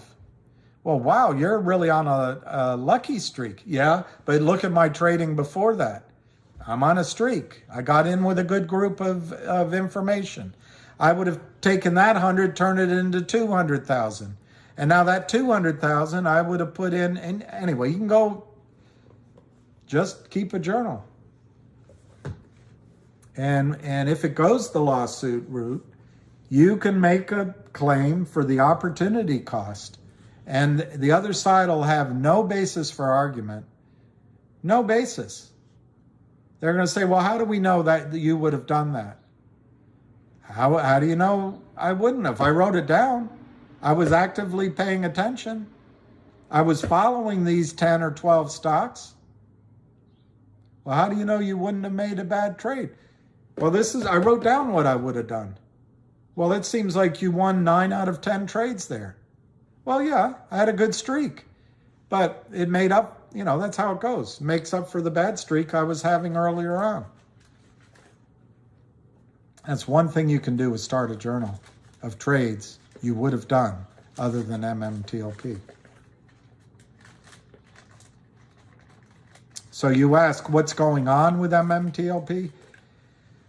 I think there's a bunch of wasted time going after lawsuits. Wasted in the sense that it won't make you any money. Not wasted in the sense it'll prove things up for lawyers. But I also think that it's way too soon.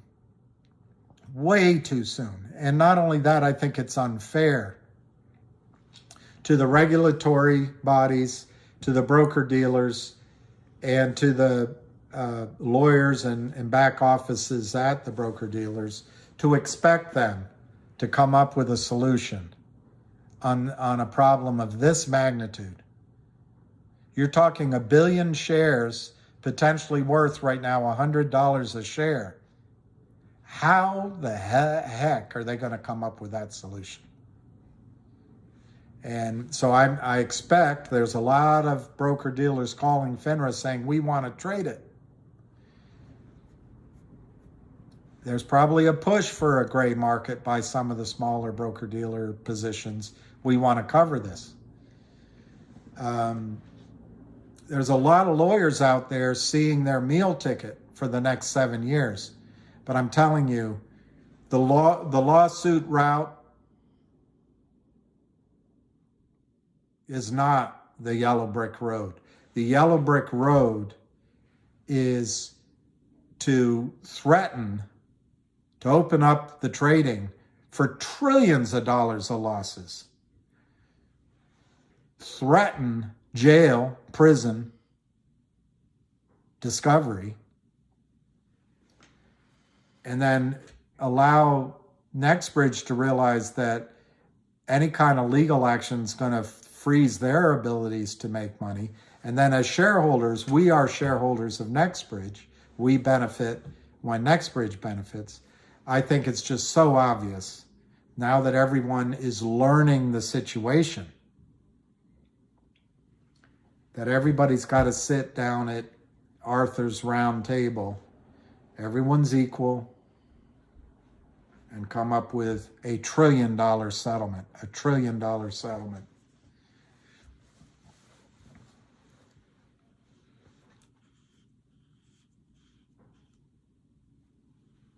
Okay, Dennis Sullivan. My Vanguard and Chase accounts say I have NextBridge. If trading opens again, am I left out? No, it doesn't look like it, Dennis.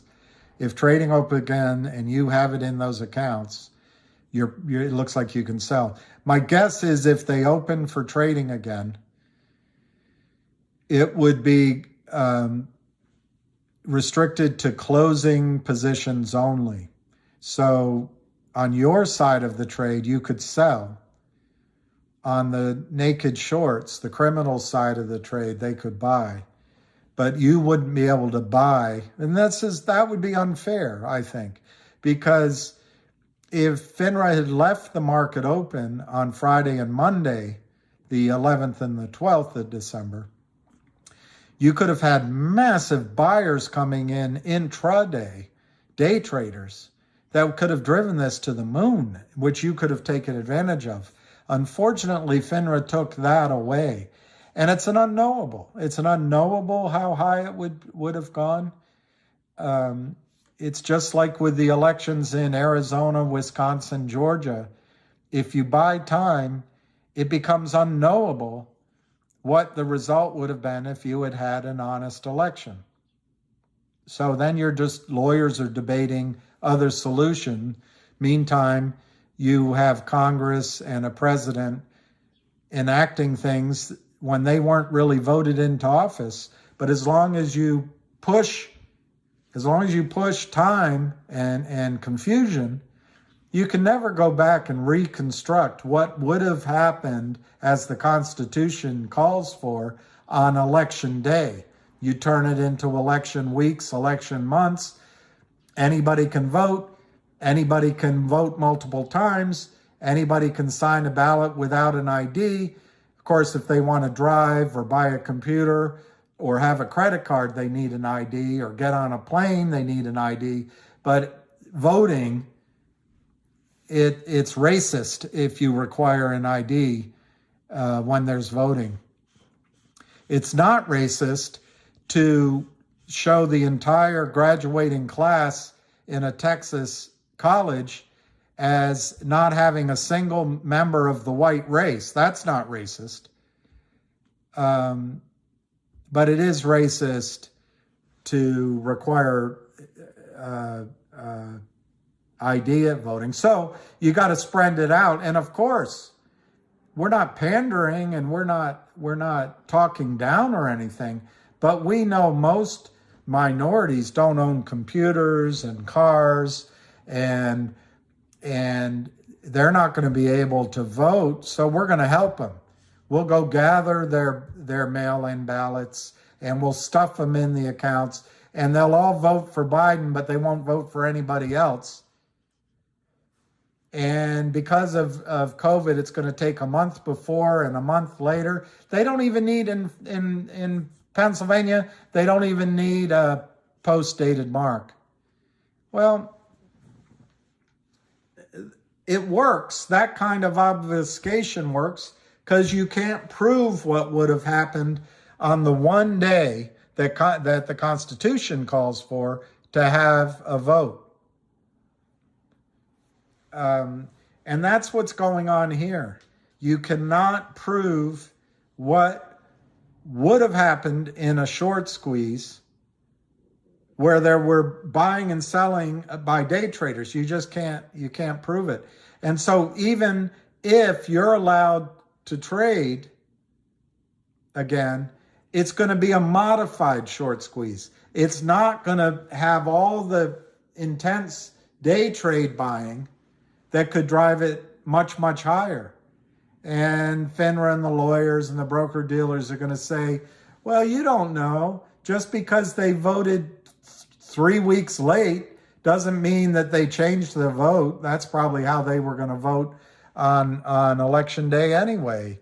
And just because they didn't sign it doesn't mean that's not how they would have voted. And just because they live in Wisconsin, not Georgia, doesn't mean they don't have a right to vote in Georgia. You know, it's this same lying that's going on, creating confusion. And then whatever the result is, fitting the so-called facts to the result you already want. In communism, they call it the ends justifies the means. In Hillary land, she taught her campaign, do it, then ask for permission. On Wall Street, it's all about buying time, whether it's with lawsuits or whatever. It's just a cost of business. So yes, you will be able to trade your shares, but it will be a modified squeeze system. You will only be able to close out. You won't be able to come in and buy, which should be your right in a free market. And the shorts won't be able to buy and sell, buy and sell, buy and sell, buy and sell, sell more. They'll only be able to close their positions, buy, which means the stock will still go up because they've got to buy possibly 1 billion shares. And but it won't be the squeeze that could have been. It won't be the election result that should have been. It'll be what's manipulated by the system after the fact. And it'll leave everybody feeling like they were cheated, except the Democrats in the election case, or except Wall Street in this case. Remember, though, while we get upset by FINRA closing trading, FINRA also trapped the shorts. And West Christian, Share and Tell, others are going to find out who those shorts are. And it's trouble for the shorts. The shorts are in massive trouble. William doubled HOS member off MMTLP. William doubled House member off DLP. Well, there's a House member, Big Alabama. Doubled House member. There's a House member, Jeff Sessions, that I'm trying to write a letter to as we speak. It's taking a long time. But Jeff Sessions was a pica, which is what the fraternity I happened to join. I'm not a big fraternity guy, but I joined it when I went to college, mainly because I was extremely shy and awkward, and it forced me to learn how, by going through the rush process, it forced me to learn how to shake people's hands, look them in the eye, pretend I cared about them, learn about them. And, but I was never, I wish I had been more, because most of my friends from school are from my fraternity. But anyway, Jeff Sessions went to Pica, and he had an event on the House a few years ago that he invited me, but he was gerrymandered out of his office, but he's back. And he's on the House Finance Committee. And I got a picture. He was such a good guy. I'm standing there. They took a picture. My eyes are closed, unfortunately. But he took it, he signed it, and he sent it to me. And I don't remember asking him to send it to me, but he had my details, of course. So I'm going to write him a letter. There is a House member that I think can help subpoena people in the case of MMTLP, in the case of GTII, CRTD, Mark, all of it. Bring Ham on to testify. So if that's what you meant, Big Al, I'm working on a House member. Yeah, where's the live stream, Sonyu? How do I get on it? I'll do that.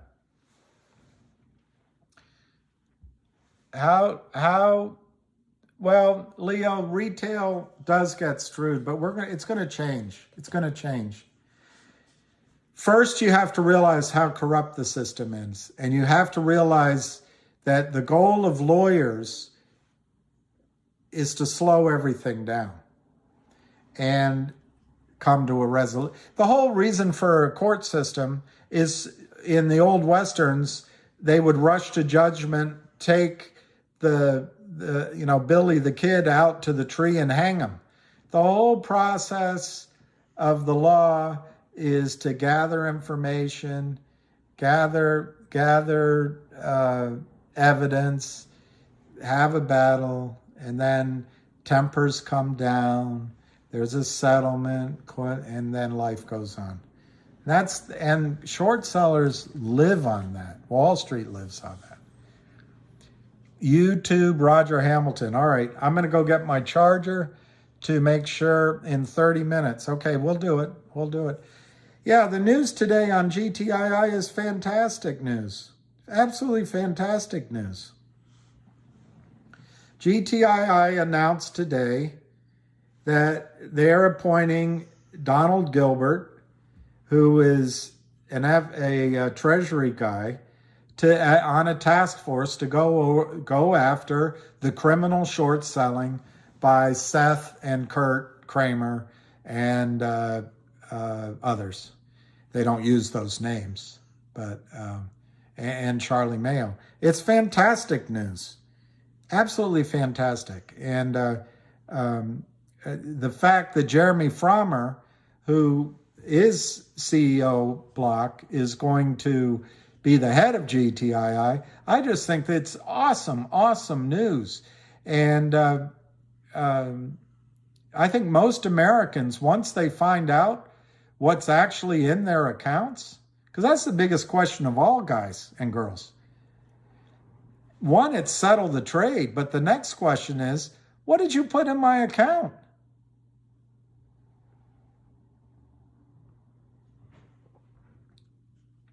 MMTLP is not, wait for it.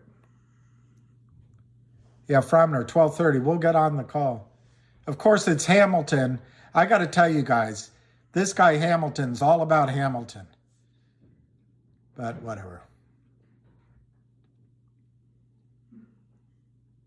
I might be being unfair, but he put out a video the other day.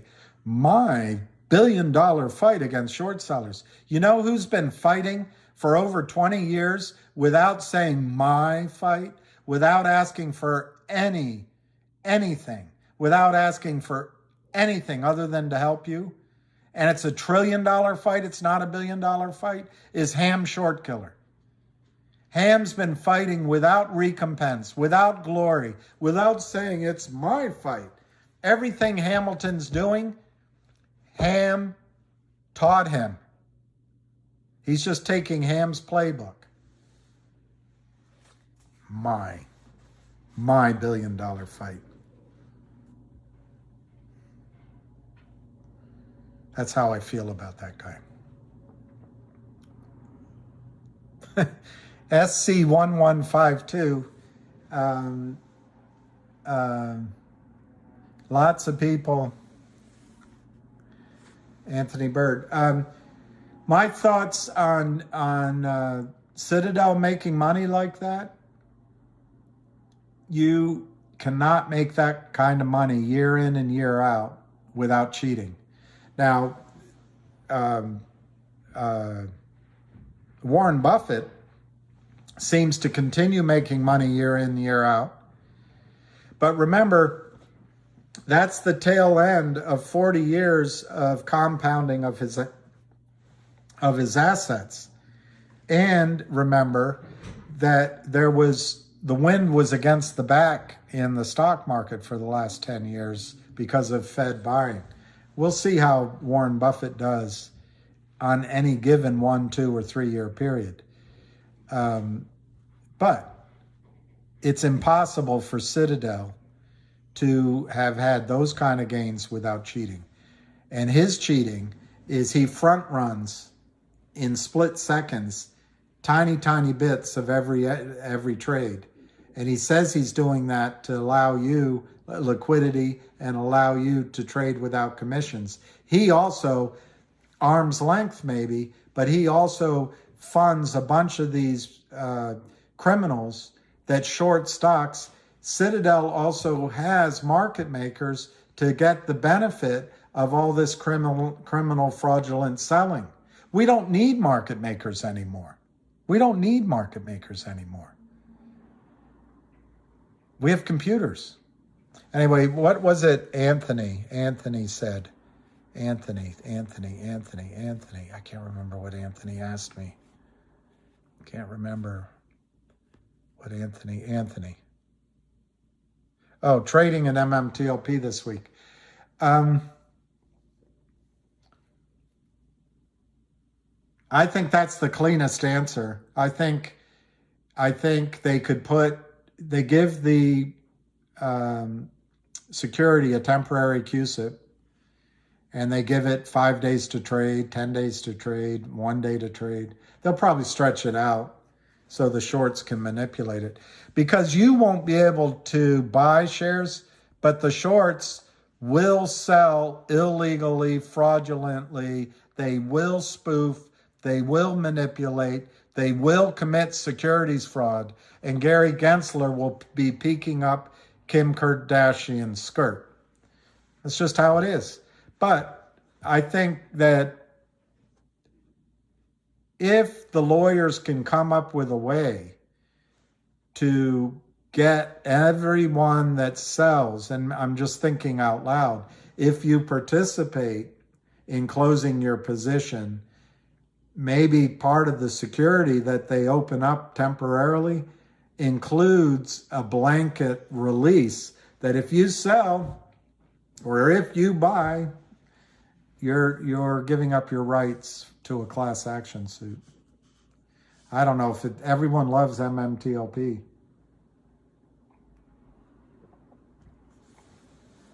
Lion, dying, flame, you're free again. Let me get my charger and we'll listen to this guy.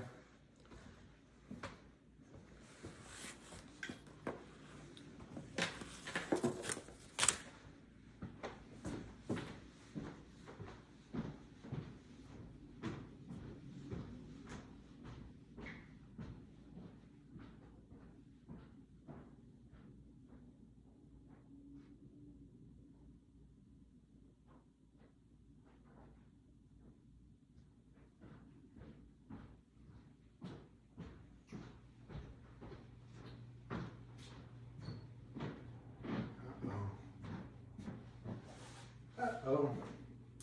Can't find my charger, lucky boy. I can't find my charger. That's not good news.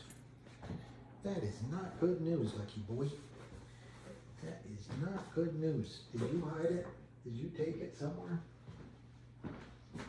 I can go downstairs and get another one. I have another one downstairs.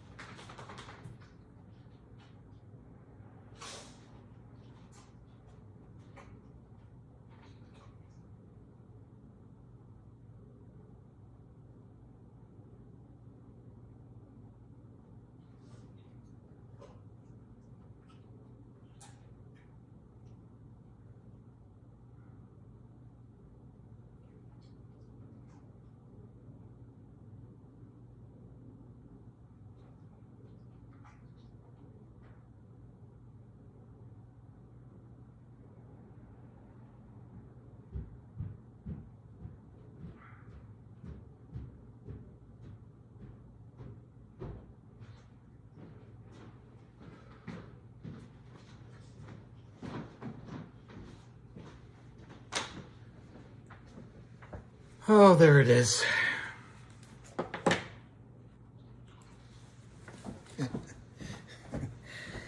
I'm losing my brain. I couldn't find my charger, but it's because it's sitting over here. Anyway, I found another one. And in 20 minutes, we'll listen to the Egoist. Yeah. I think GTII is senior moment. It's a senior year. So remember, guys, there's this gathering Friday at the SEC. I might go do a preliminary video to show you guys how to get there if you come in. I think I'm going to go. We'll be peaceful. I went to two out of the three events that I knew of where people came in from around the country to support Trump. And the two I went to were so peaceful. And the third one, I went down early with my dog several times walking around. And there were these people dressed in black hiding behind with backpacks. It was Antifa. And hiding with the police behind the... This is before there was any gathering. So I told myself, I'm not coming down. This is going to be bad news. So I watched that January 6th on TV. But it was all set up. I live here. So my experience is that it was entirely set up. You're trying to look for more sources of income, Lion? Hey, Matt. You have been silent. So have I, though. How are you going to... I'm going to go. How are you living? Other sources of income. All right, we got 12 minutes. Let's just go through some of the scores around the league. GTII 108.5. By the way, Djokovic won last night, but it wasn't much of a test. But this guy, Sebastian Korda, I told several people before the tournament, he's going to be tough. And then Djokovic has to play Rublev. I guess it's later tonight. That's a hard test. And then Tsitsipas is still in there. Be interesting. Anyway, all right, GTII is 108.5. CRTD, 79 cents, up 0.0268. What's the symbol of this Egoist account? Stock, GNS? Let me see if that's it. Genius Group, is that his? No results. So I don't know. I don't know what his stock symbol is. DBMM, 0.0148.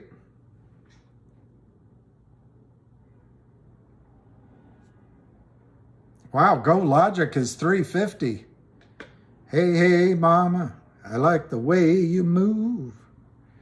I like the way you dance and the way you groove. Da-na-na-na-na-na. Finger 377. What have I left off? Well, anyway. GSN, okay, GSN.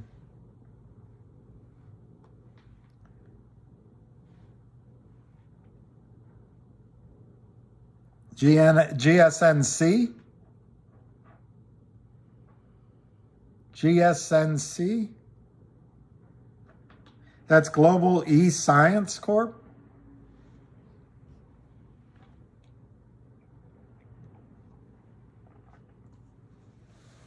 GNS, it is GNS. Okay, I must have typed it in wrong. Do you suspect bad companies will ride this bandwagon of naked short and just pump their stock? I think that's what COSM did. Okay, Big Al. Let me try it again. GNS.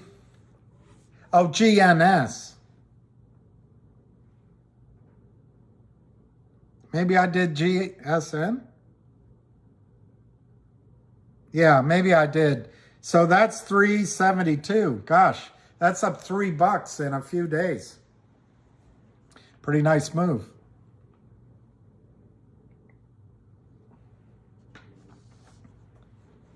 Spiny Newman, that sounds like Alice's restaurant.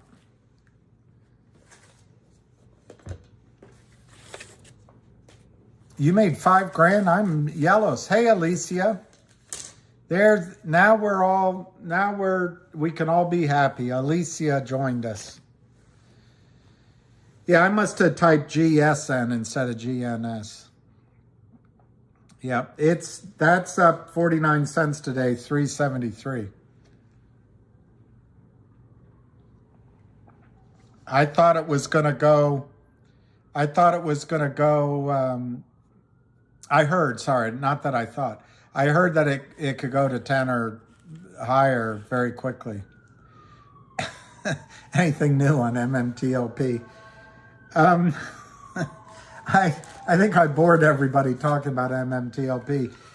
I think by definition, we're getting closer to a time when all the players get their heads wrapped around a tree. No, get their heads wrapped around what's going on, and they might come up with a solution. What's LOI? Is that a letter of indication? Shamrocks, baby.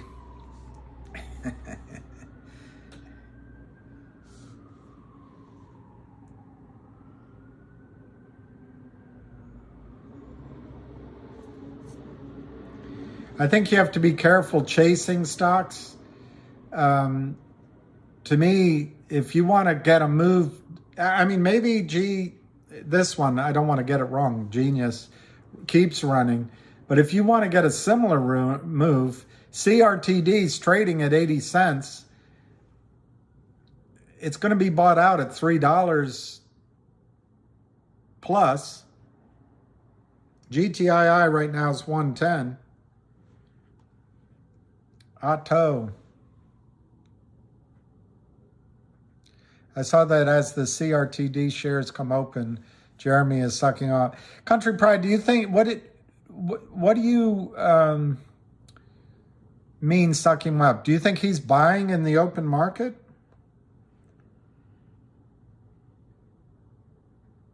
Let me just look at the volume. It's a lot of volume. 400,000 shares.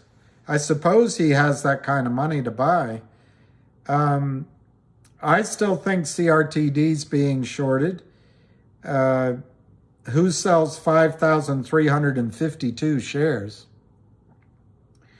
But it's starting to move nicely. Oh, through the 8K. All right. Because there's so little time left, I can't look it up, but I'll look up on the 8K. Yeah, I would believe that he's buying. He's already announced the buyout, and he's already fulfilled his obligation. So I think he would have the right to do it.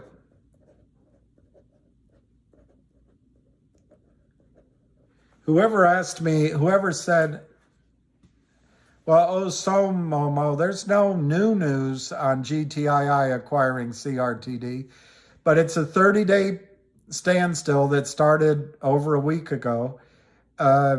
Jeremy just had his annual meeting and established their governing body by electing the board. So, and they signed a definitive binding letter of intent amongst the two companies. It's the same investor groups. So I think you're going to see movement on the acquisition proceed with alacrity.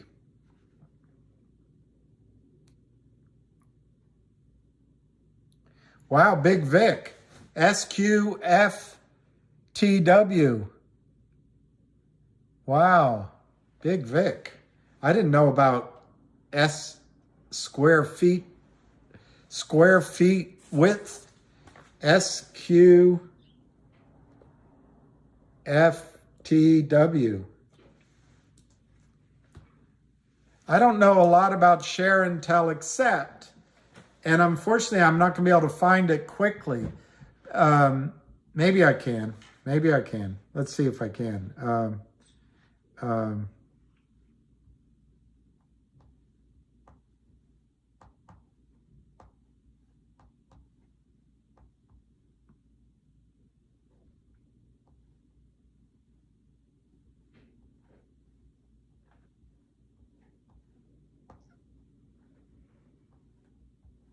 let me see if it comes up. I don't know if it will. Nope. That's unfortunate. There's a video out there. Um, uh,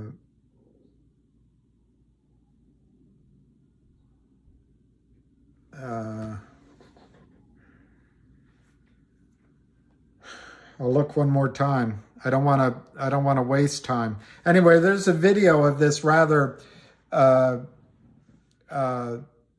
experienced gentleman who I think worked at Morgan Stanley as a short seller, and now he's a market maker. And he just admits that he just takes orders without, you know, if they say, oh yeah, sure, we're going to deliver, they just accept the order and accept the commission, and they don't really check. And I forget why I'm answering that. Somebody asked something.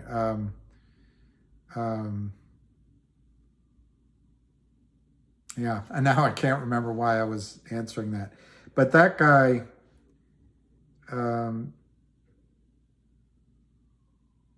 maybe I can go to YouTube to find it.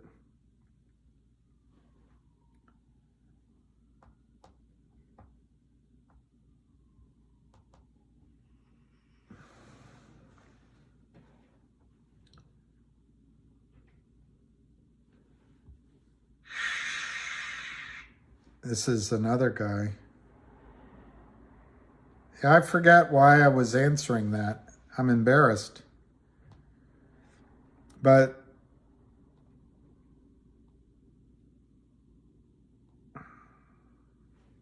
anyway, when is the merger date? They haven't announced the merger way day, but they did commit to a 30-day standstill. So I only think there's about 3 weeks left. That doesn't mean the merger will happen in 3 weeks, although it could. I think Jeremy Frommer is going to speed this up like a son of a bitch. But it does mean, I think, that you'll get a record date within 3 weeks. Yeah, LGIQ is having them. I think there's some follow-on news from their recent press release about their acquisitions, Nest Egg coming. At least that's what I've heard from a couple of people, but I don't really know. But it's having a tremendous day. I think Logic has the potential of exiting this year as a $10 stock, or sooner. Go Logic. Actually, I think Logic, it's the same numbers. But yeah, $3.50 a share. It's nice. Oh, you made me laugh like hard. I don't know what I made you laugh, Otto, but yeah, that's right, Maddie. No one FUX with our crew. Well, they're about to get FUX. Hey, David Lee. GTII at 18 in 2 weeks. That'd be nice. I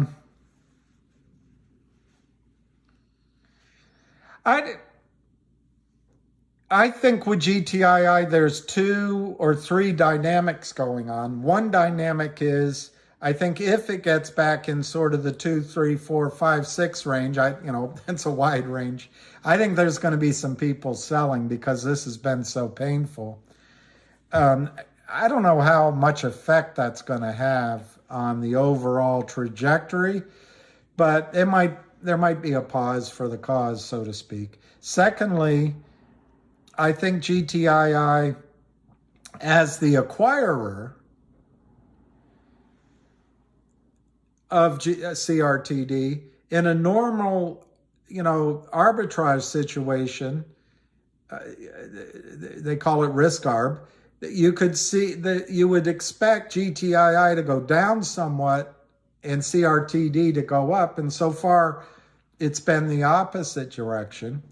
So those are my two quasi-cautionary. My positives are on GTII, the end of January is coming very quickly, really quickly. And they got written information that the audit would be complete, which means it becomes a law firm, a big law firm by the end of January or thereabouts. And so that's the third thing. And then the fourth thing is in any acquisition of CRTD, Jeremy is going to become the new CEO. He's going to require delivery of physical, real shares of CRTD. But he's also going to require, and I get lost here on the mechanics. I'm not a back office guy. But he's also going to require that the new co, which might be called, Frommer's,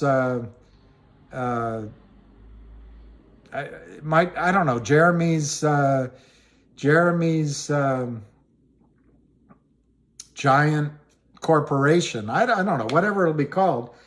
That'll become a new co with a new QSIP number. But he's also going to require, in order for GTII to go into that new co, which he's already announced he wants it to become a New York Stock Exchange company, physical delivery again. So I think both stocks are going to run almost simultaneously, and both stocks become massive squeeze plays. The difference with GTII is it's 350 million shares, at least recently sold by the Lin Partners, but they sold sort of down. So, they probably still are at somewhat of a profit. But GTII, it's Kurt Kramer selling on the way up. He's underwater. But it's 300 million shares. So they're both. Anyway, if they squeeze, they both have massive potential. Arca is on YouTube, I know. I don't know if he's on Twitter. I've never seen him on Twitter.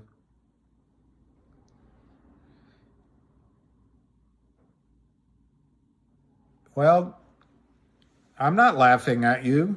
I watched a PBS show the other night about how, okay, we only got 2 minutes. What's this guy's name? Hamilton? It's all about me, Hamilton. What's his first name? Jeremy Hamilton? No, what's his name? It's all about me, Hamilton. Hamilton. I can't remember his name. Roger James. Okay, Roger. Everyone in England has 3 first names. Roger James Hamilton. Okay, he's going to have John Berta, Jeremy Frommer, Dave Lawler, Christina Copeland, Mark Falk, Wes Christian, and you're going to learn how great Roger Hamilton is. James Hamilton. Call me. You can see that I'm not as good a person as you think I am. I'm probably wrong in my assessment. But I think this call should have Ham on it. Without Ham, there's no Roger James Hamilton.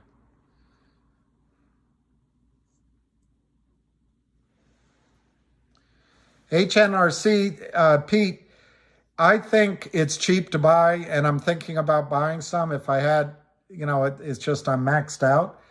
I think there's the January effect on HNRC, so possibly at the end of January, beginning of February, it starts to run. I think on HNRSC they've announced, or someone did, that there's going to be a 30 cents distribution in the first quarter.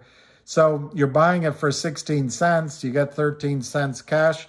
I also saw the SPAC value of values their per share assets at over $1.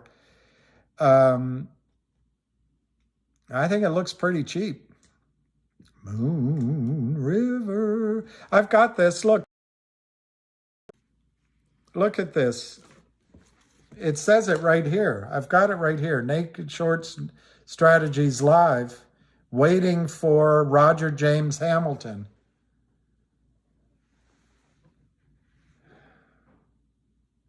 He's been fighting I've been fighting my $1 billion fight for a week. Ham's been out there fighting these bastards for 25 years, trillions of dollars alone, without all this self-glory. I heard something. I heard something. Christina, you're live. I'm live. Hi. It's good to be live, actually. Snowstorm, blizzard, Manhattan, New York City, but we're here right now, and we want to thank you, Roger James Hamilton, for arranging this opportunity for all of us to talk collectively, openly, and honestly about what's going on in the world about, the abusive practice of illegal naked short selling. I'm in a sound studio, believe it or not, in a green screen room in a corner, just making it happen like everybody else. We're all just doing what we can to get the job done, to create the awareness out there. Our roundtable, my phone, I tried to mute. If it's not muted, forgive me. I'm here with my producing partner, Joni Lee Clark. Chime in. Hi. Hello. Major executive producer, Mark Falk is on. Hamilton's on. Bert is on. Wes can't make it. Lauer can't make it. You try to put it together, but everybody's busy and we're getting it done. We have Frommer. So I want to just kick this off, honestly, with everybody just opening up who you are, why you're involved, and why this is important to you. We did a series of 10 questions. We really all... Guys, I'm going to be so bored with this, but I'll keep it going. Thinking, how can we best tell the general public about what's going on? Not from the wealthy perspective, but also the regular person's perspective. And with all of us as the producers of the Wall Street Conspiracy sequel, Down the Rabbit Hole, we are collectively looking at all of your perspectives. We don't have an opinion. We're taking it all in because we want to tell the global story. So we're really excited to be here today. Super jazzed that you all are championing this cause. You're picking up where we all left off in 2008, 2012. As far as I'm concerned, I'm in it because 23 years later, it's still going on. When this was brought to my attention in 2021, I was on a beach with my dogs during COVID. Someone called me, I don't know if it was Wes or Dave Wanger from Sharon Tell, and said, what are you going to do, Christina? I said, what am I going to do? I don't even know what you're talking about. What's going on? The whole thing blew up. Wall Street Conspiracy had this comeback, unexpected comeback, and now the cast of Wall Street Conspiracy, along with a lot of other amazing filmmakers, entrepreneurs, successful gentlemen like yourselves, all of you, we're all in this together, and we're all finding each other again.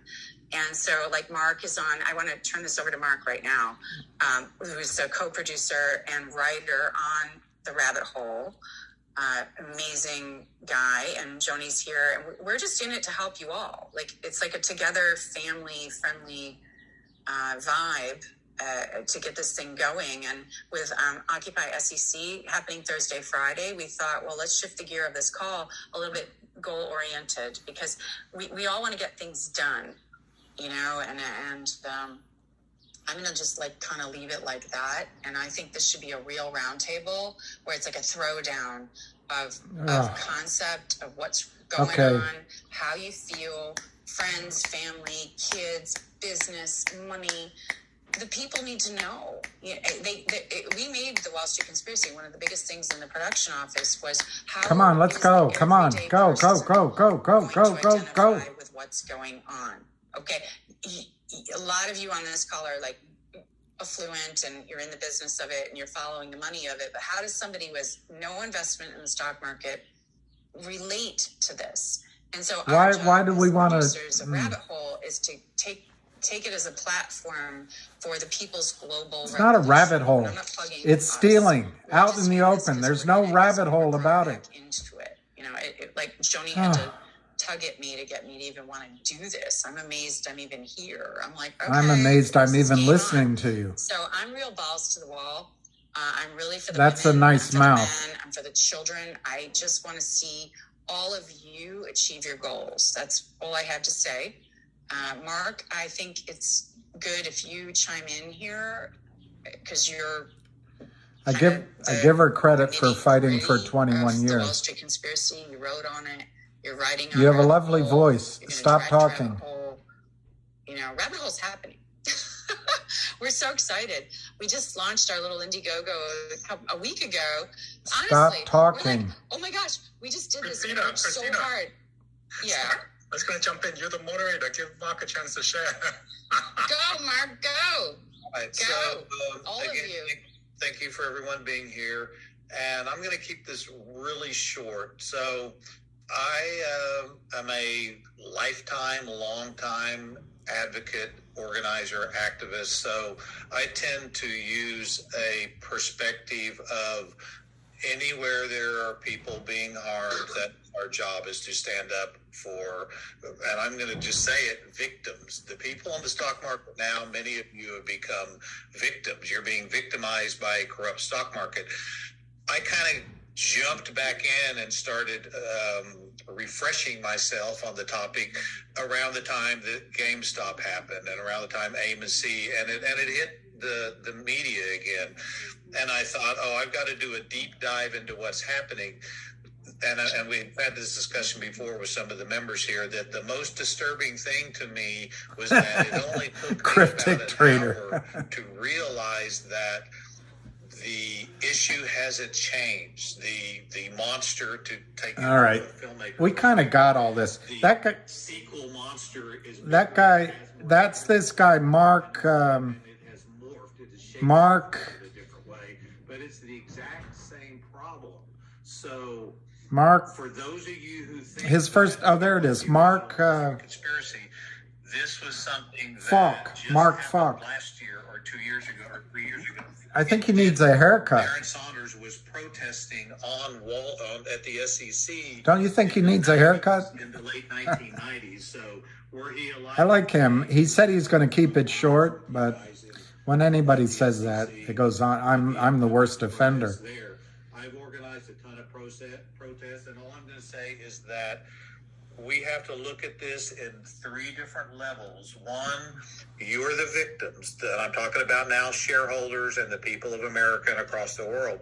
You're the ground level victims. So you have to protect yourself as this is going on, and we'll discuss that on the show. Secondly, the companies and the CEOs are under attack. And occasionally you're even going to find CEOs who are part of the problem themselves. Thirdly, though, here's the real issue. We all have to unite and put enough pressure on the SEC and on Congress, which we tried to do from 2004 to 2012, to force them to act. We have to, as a united front, push the media to force them to cover. It worked in the past, didn't it? I would say the main message to me is when you do this protest, which I won't be at, I'm in Oklahoma wrapping up another film I'm working on. When you do this, talk about what is your plan of attack. I call myself a diversity of tactics organizer. You have to find 3 or 4 ways, and I'm happy to help people with that in discussions, to go after the cause of the problem. Otherwise, you're just victims barricading yourselves in your own home, trying to save yourselves. I'm gonna That's kind of my hope. I'm gonna keep this down low. I really only want to hear what Jeremy has to say and what John Berta has to say. So I'll put those up when John talks. If John talks about MMTLP, we'll listen. If it's more just filler, I don't care. And then you've got this person with her partner. All right, here comes Jeremy. We're good. Tony's here. And can you hear me, Christina? I can hear you through my earbud. I'm in a studio, but it's, we're just not wired up the right way. But you look good, and we talked earlier this morning. I'm about to turn it off. Okay, here we go. Taking the time to tell an important story. I think that one of the things that was missing, Mark, back in the day, and I was a person who would walk by the park daily and try to understand the kind of movements that were happening pre the financial crisis, pre that inspiring period for you as a writer and you and Christina as creators. I think it'd be interesting to try to understand from you, and from others why we think this has occurred again and why we think it's been so silent for so long. It hasn't stopped.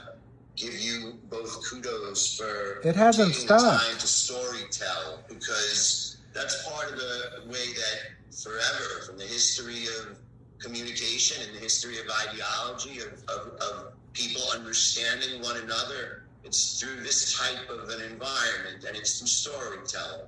It's through being able to understand, and I think Christina hit the nail on the head. It's not about CEOs. It's not about me. It's not about any of the other CEOs here. It's about the shareholders, and it's not even about necessarily victimization, because I think that victimization tends to paint a specific picture to perhaps. This is David Lee. This is one culpable reason for things happening. Roger James Hamilton. The problem is we're all Roger James Hamilton. CEOs, our shareholders. We are part of. He's got 180,000 shareholders. He's the CEO of GNS. And he's a singularly self-impressed guy. Yeah, it's gotten all right, John Berta. I know this film was made 12 years ago, but in my mind, it's gotten more aggressive because he's right.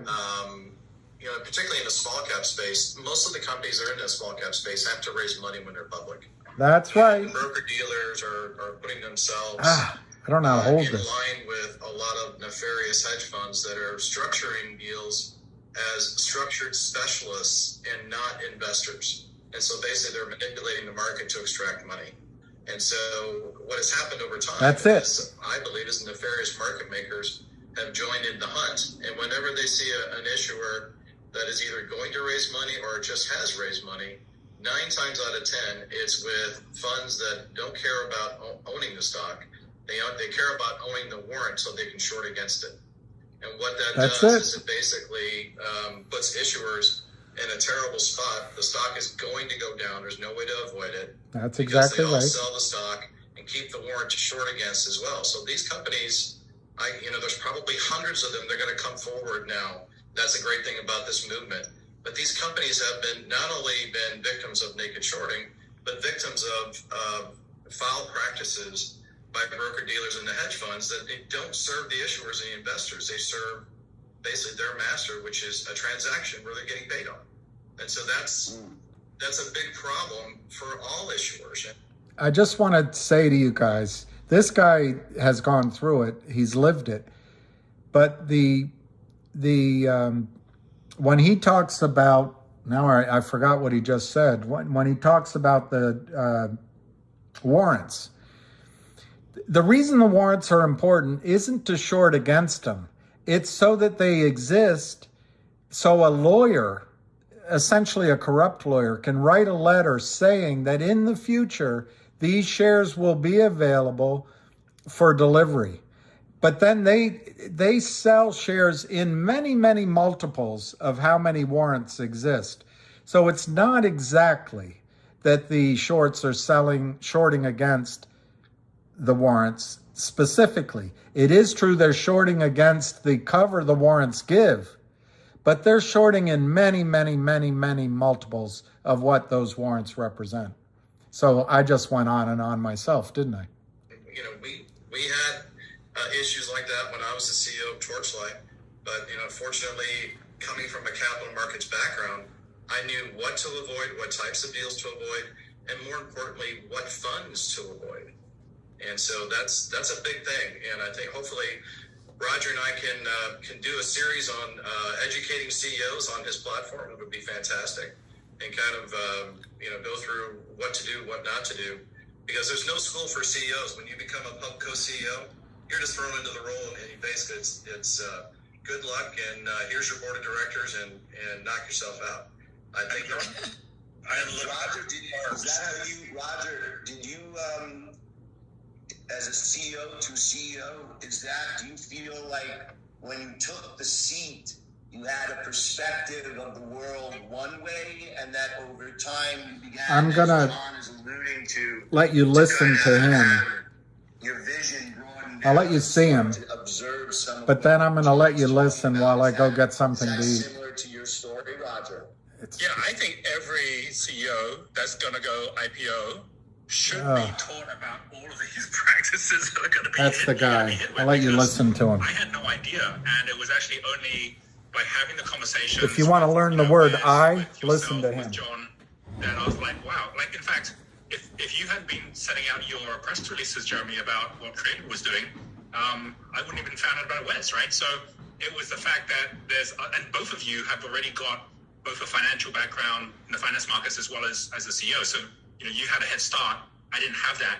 And I want to just make a real clear distinction for everyone listening that my knowledge extended enough to know the difference of a naked short and a legal naked short and a short. What I didn't know was that illegal naked shorts, where you basically don't have the share to buy, they still had to cover within 2 days, is what I thought. What I didn't know was there was all these ways that they actually never covered. And that's something I didn't even know was even possible until I heard it from Wes, I heard it from John. And so just to be really clear to everybody, we're not talking about, even though it's illegal, naked shorts where they sell like they have been doing, obviously, on many of our shares this last week, and then they look to cover within 2 days. This is where they sell and then they put out what's called an FTD, which is a failure to deliver. And instead of 2 days, you've now got basically the SEC, FINRA saying, that's okay, now you can take the next month, and if you still don't do it, we'll give you extra time, which gives them all this time to basically make the retail investors panic, get them to sell at a shit lower price, buy back, and then maybe not even buy back, maybe just basically say they've settled offshore, off exchange. And so because of that, you've got all these fake shares that are out there, which is a whole different problem from someone illegally naked shorting you, right? It's talking about fake shares here. So I just wanted to share that I would never have known that was even possible if I hadn't taken these steps. And I think between us, we've had a couple of dozen CEOs in the last week that have actually reached out. And so there's a huge need we can see for the publicity as well as for the education. Yeah, it certainly is apparent to me that education is part of the problem. I consider myself very lucky. It was certainly not necessarily the reason why I became a CEO, but having nobody mentions him through the financial services industry from the desks in the early 90s and throughout the last 2 decades of technology integration into the space, it was helpful that I had a good working understanding of how the back office works. But I think you allude, both you and John, to a broader point that I think attracts filmmakers like you, Christina, and Mark, John, to the equation, is that this is a story of what, as you were saying, Roger, is a series of abilities to break rules. And it's a broader story, I think, in some ways than just breaking rules on Wall Street. The fact is that over the last decade, over the last certainly 2 years of that we've all been through, there's been a reassessment of who and where and when and why rules are applied. And in that case, Wall Street, like the rest of society now, is testing boundaries, left and right. And in those periods of time of change, some will try to test the boundaries to what, John, you said, is nefarious behavior. Some Roger and I have talked about. It's simply algorithms that look at the stock market with no emotion. And our stocks are nothing but line items and code. I think you guys can go listen to that later as it plays. I like Jeremy. I respect that Christina has done this for 20 years. I've never been a great one for meetings and talking about the same BS over and over again. I know you have no choice but to listen to me BS, so I'm being a little unfair, but we know all this. So I think we know all of it. Let's see, 370, and Jeremy, I'm impressed with his thought process, but I happen to know that it's Ham who's driving this bus, and it's Ham's knowledge and conviction and courage to stand in for 25 years fighting. It's tough. So anyway, a friend of mine told me that what Roger's doing is good because it's bringing in new people and new energy, and that's fair enough. But I think all of us on here know what they're talking about so far. Let's look at some of the prices. Let's look at some of the prices. All right, GoLogic has pulled back to 327.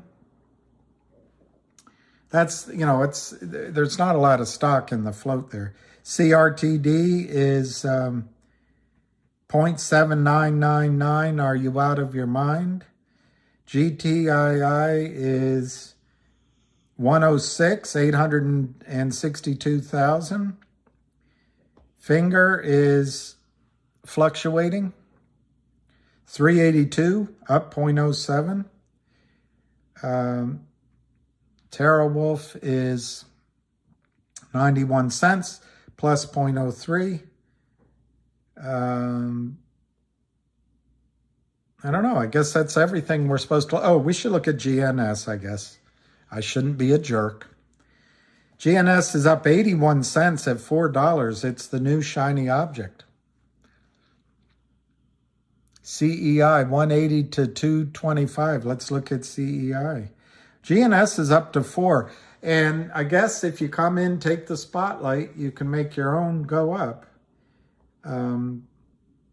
CEI, Camber Energy, is up 44 at 240. Sorry, it's up 44 at 224. CEI.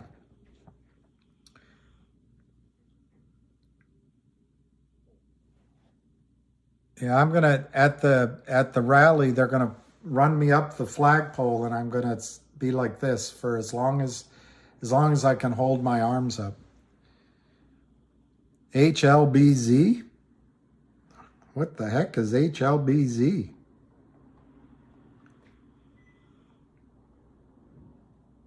It's HellBiz.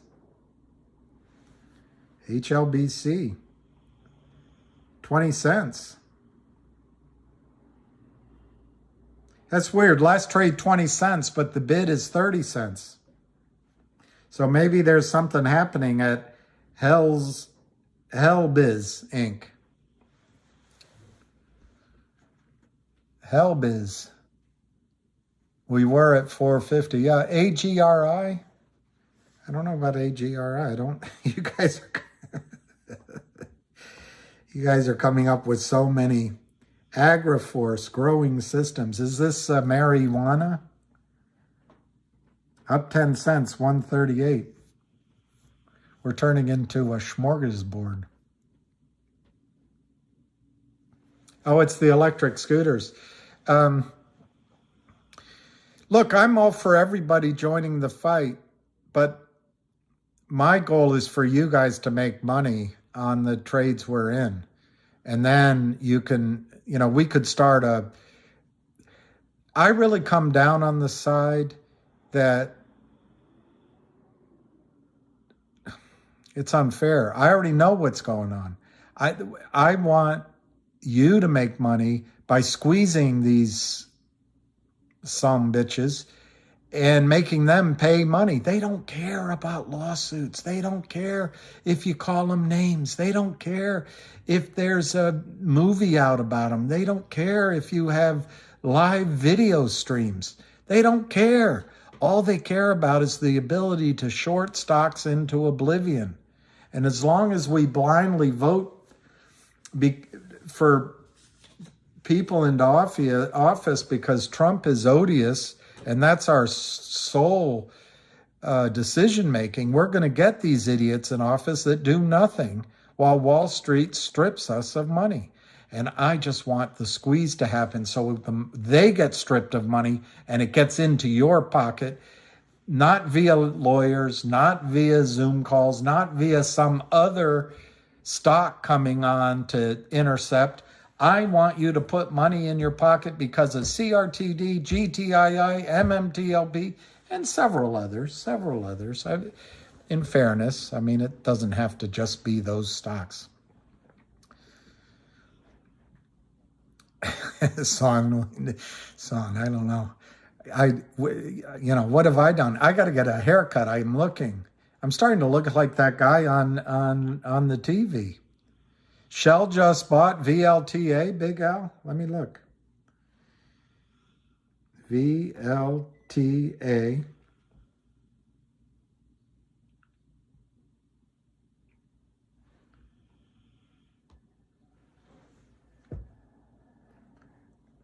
Halpers Today, LLC. Is that the right symbol, Big Al? VLTA? Shell just bought?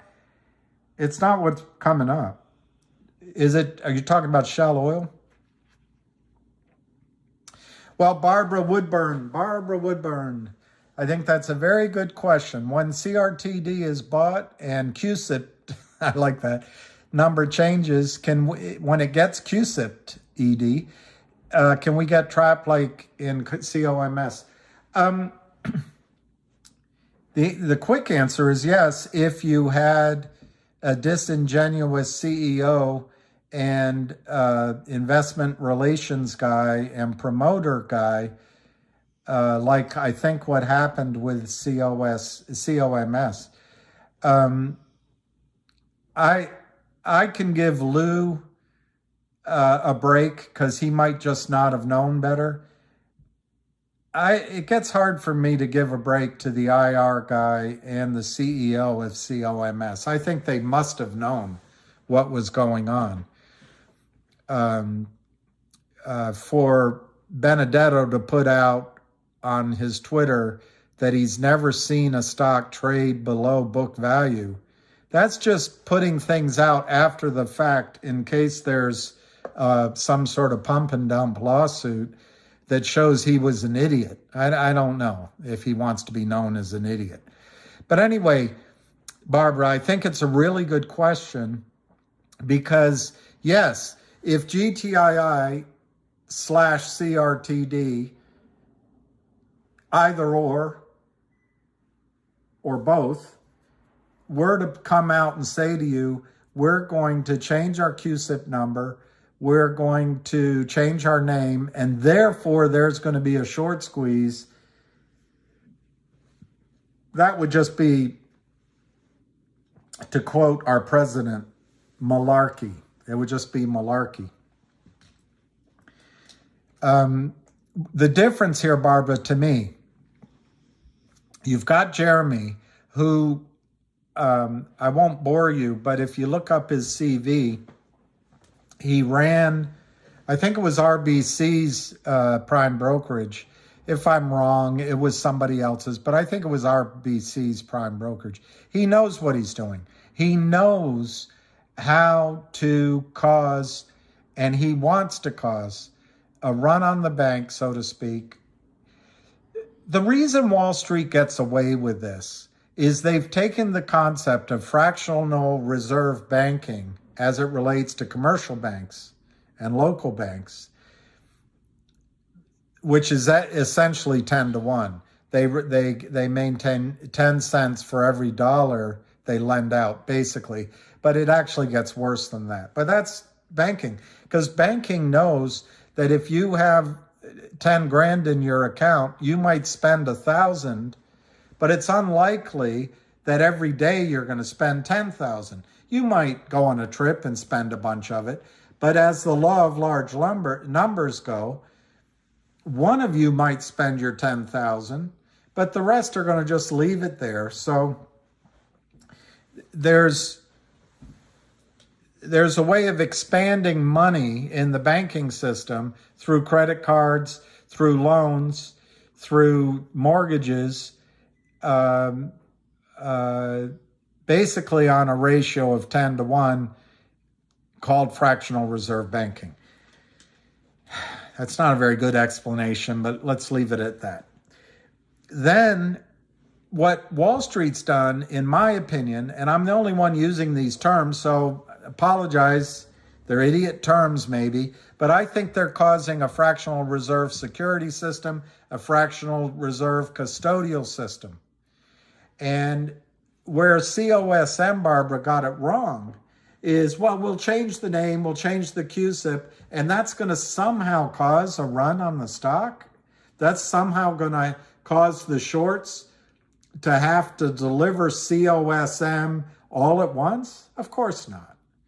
The shorts just start shorting the new QSIP number, and the name gets changed into a new name, and Wall Street just stuffs your account with new counterfeit shares with the new name. And they do it all based on the crooked lawyer that gives the cover letter and the crooked contracts, as Mark just or John Berta just described, that has some sort of warrant coverage, because the warrants will change over to the new company. So Barbara, you're right to be on the alert asking that question. But what's different here, let's break it into two parts. GTII has signed a binding letter to buy CRTD for $100 million in GTII stock. Jeremy Frommer will become the CEO of the entire thing. But in the buyout, GTII is going to require, I'm sure, I could be wrong, that real shares of CRTD have to be delivered to the transfer agent, Liberty Transfer. That's the part I'm not sure. Maybe it's a different transfer agent. But I know that GTII is going to require delivery of real shares. Otherwise, you don't get your shares of GTII. Well, that's gonna FUX with the system, because the system is used to, like they did with COSM, they changed the name from what? Cosmo Pharmacy to Cosmo Pharmacy International. I don't know. And all the system did was just move your fake shares of Cosmo Pharmacy into Cosmo Pharmacy International, or whatever the name is. Nothing changed. This is going to require delivery of physical shares. So it's going to put, if you go back to my example of the fractional reserve banking system, and back before FDR came in with the FDIC, you would have runs on banks. You don't have it anymore because everyone trusts the FDIC, although I think that system is going to be sorely tested soon. So this is going to cause, GTI is only going to buy real shares of CRTD, sorry. So that's going to cause a run on the bank with CRTD shares. So that's number one, Barbara. Jeremy knows how to do it. And I know there's other people supporting GTII that are going to make sure it happens. They're going to make sure that real shares have to come out of the system into Liberty Transfer and back into the system as real shares. Now, I'm not a back office guy. I can just talk the way I just did. I can't tell you the exact mechanics. But the requirement is going to be for real certificates.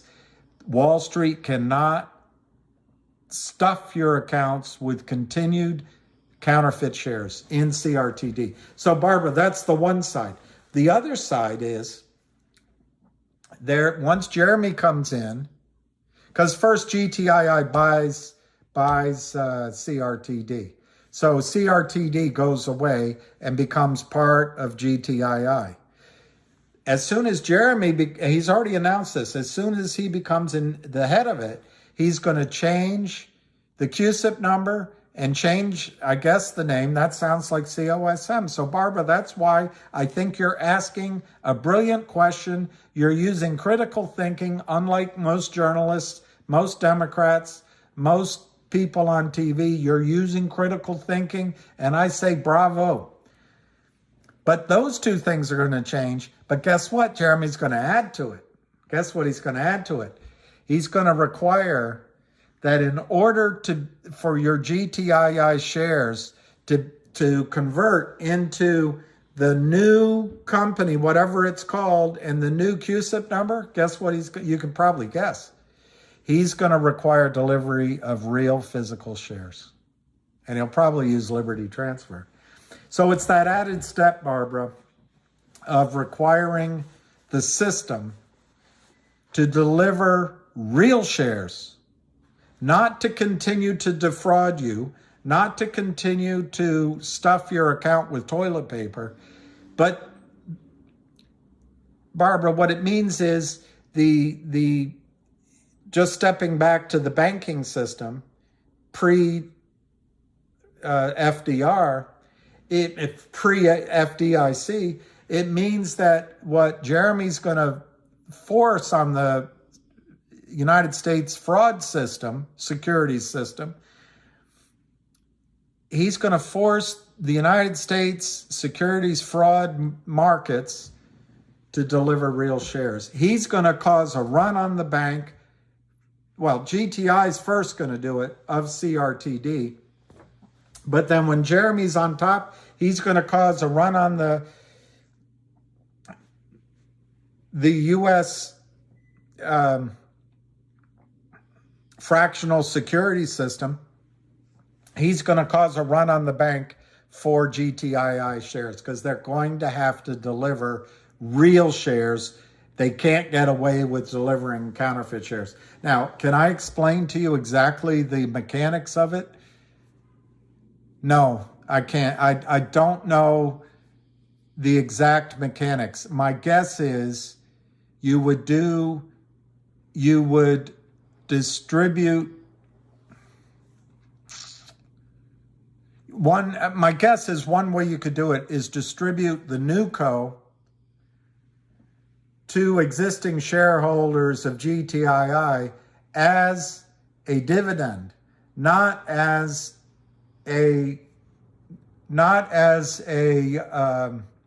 just a change of name and change of CUSIP.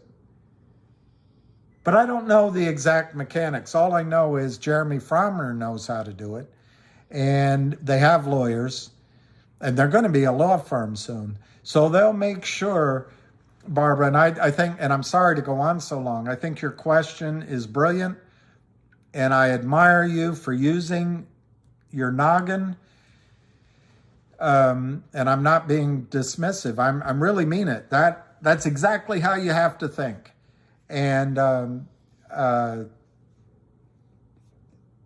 I just can't think. I can't tell you the exact mechanics of it. We will know once it's announced and it comes out and it's filed. We will know the mechanics of it. But the bottom line is, it's going to cause a run on the bank for real physical shares of GTII. So that's the difference.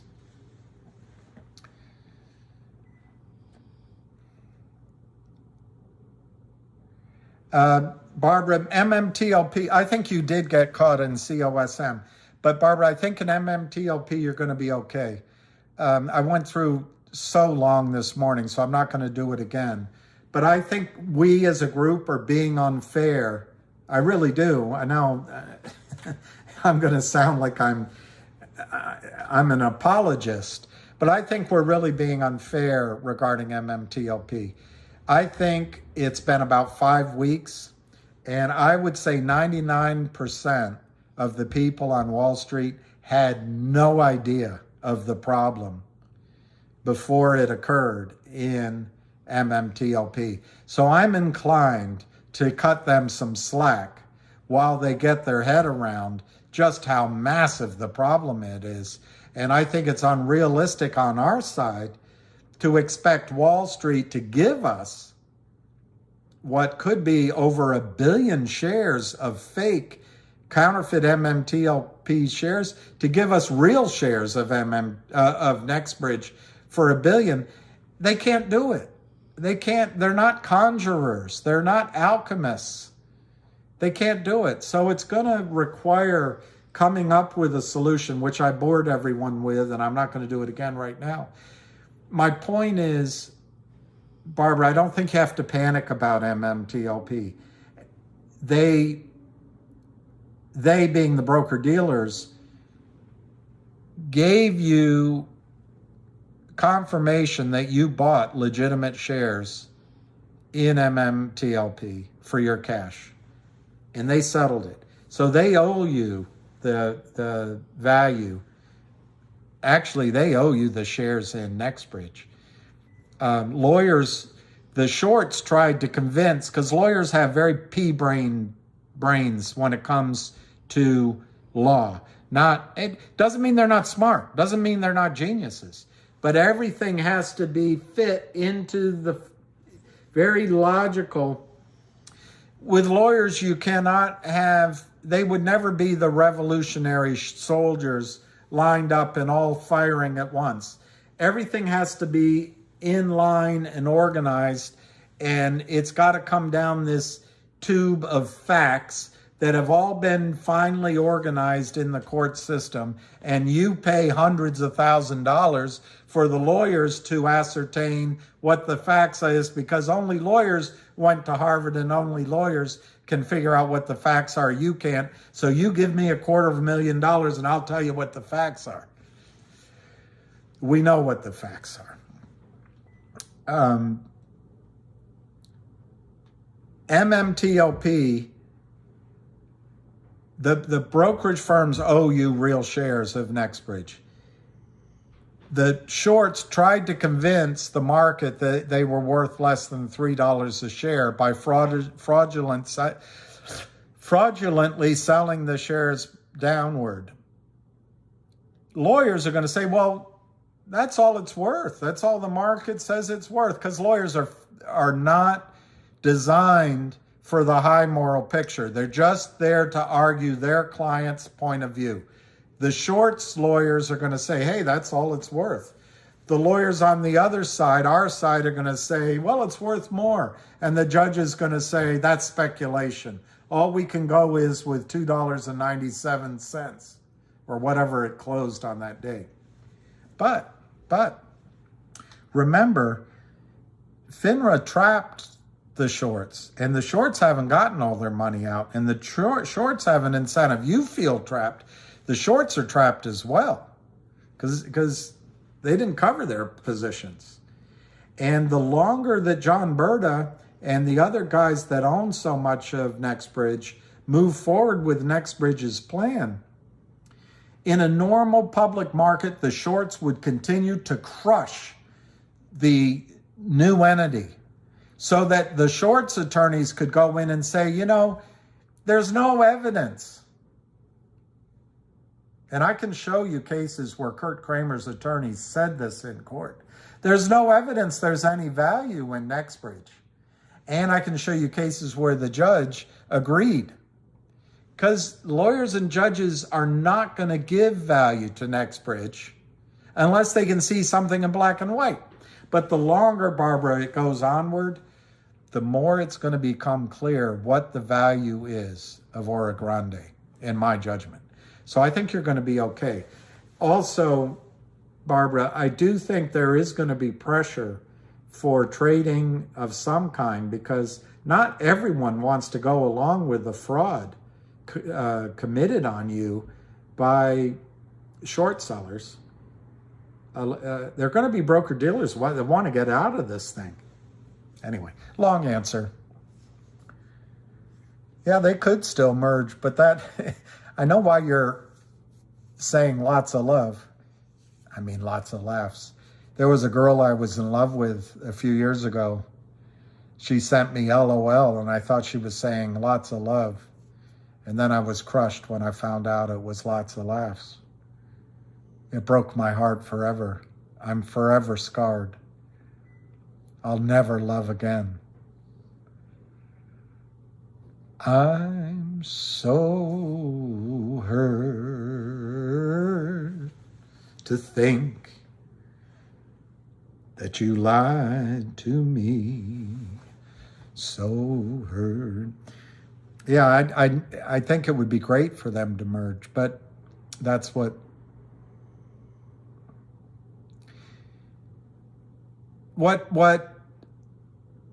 I think John Berta comes closest to, but what this new guy on the block doesn't get, he's all proud of his ability to see it right away.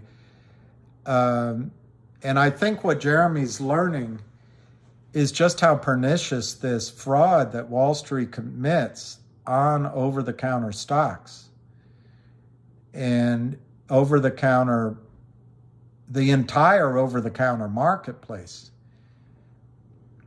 Goldman Sachs and the rest of them want to destroy the alternative to raising money that's an alternative to Goldman Sachs. And that's what they've done. That's what they've done. And even John Berta got it. These contracts are not providing money to Torchlight. And look, I've been out there raising money for companies, and I used to tell companies, and I was just one guy standing in a room full of overpaid wankers and oil men when I stood up against Kane Anderson. And I really like the guy, so I'm not going to give the banker's name. When they destroyed a three-generation oil company by one of these, and this was years ago, and I stood all by myself. Everybody turned on me.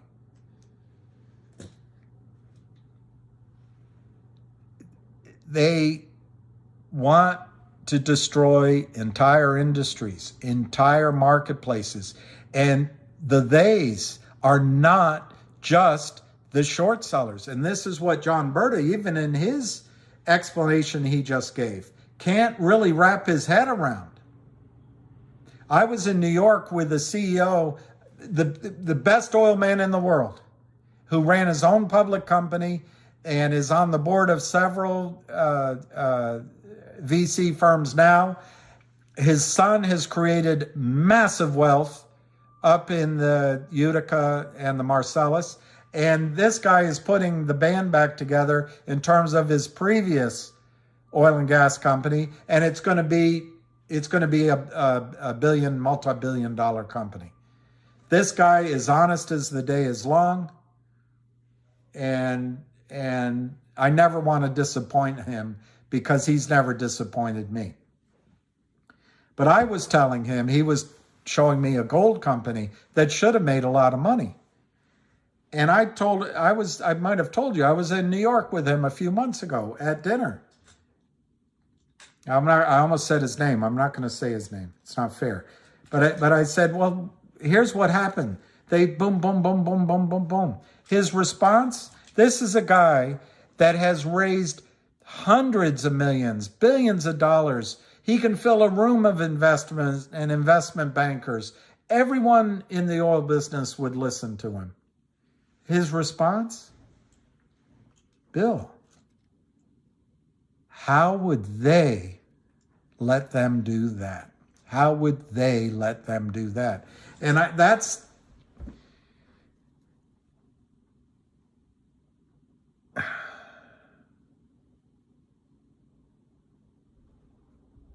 I don't know how to explain it to you. I just had an example, but I don't want to use it because it's It goes down lover's lane, and it's unfair.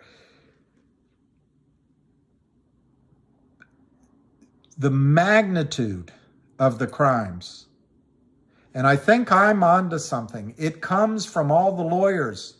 When you have the President of the United States asking what the definition of is, that's just a bastardization of the legal system.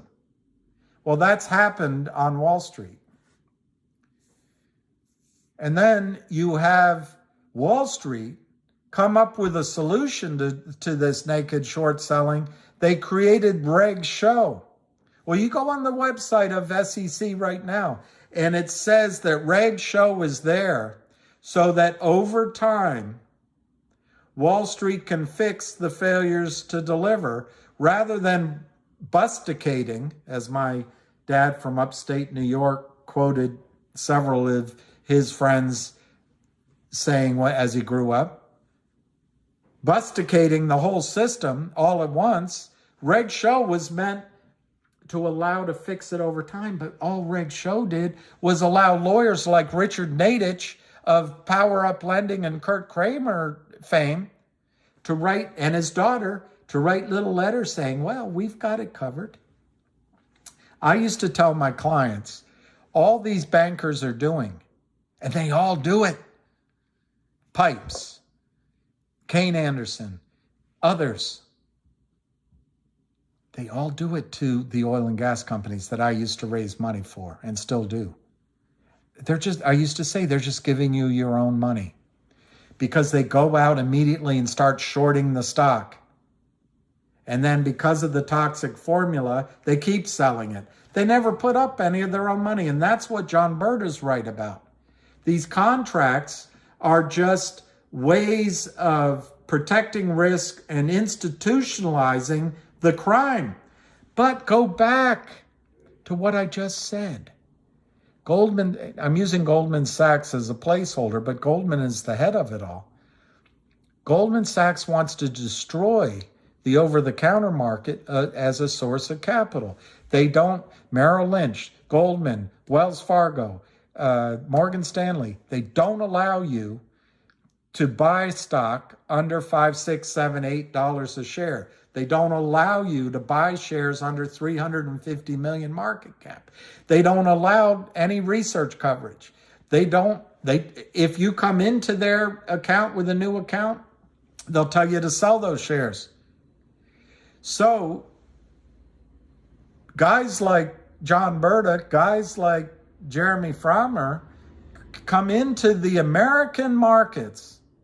When I trained at Merrill Lynch, they said, we have the strongest markets in the world, the best capital formation in the world. So you start your little over-the-counter company, but no one can give you any money. The brokerage firms won't do it. I just told you.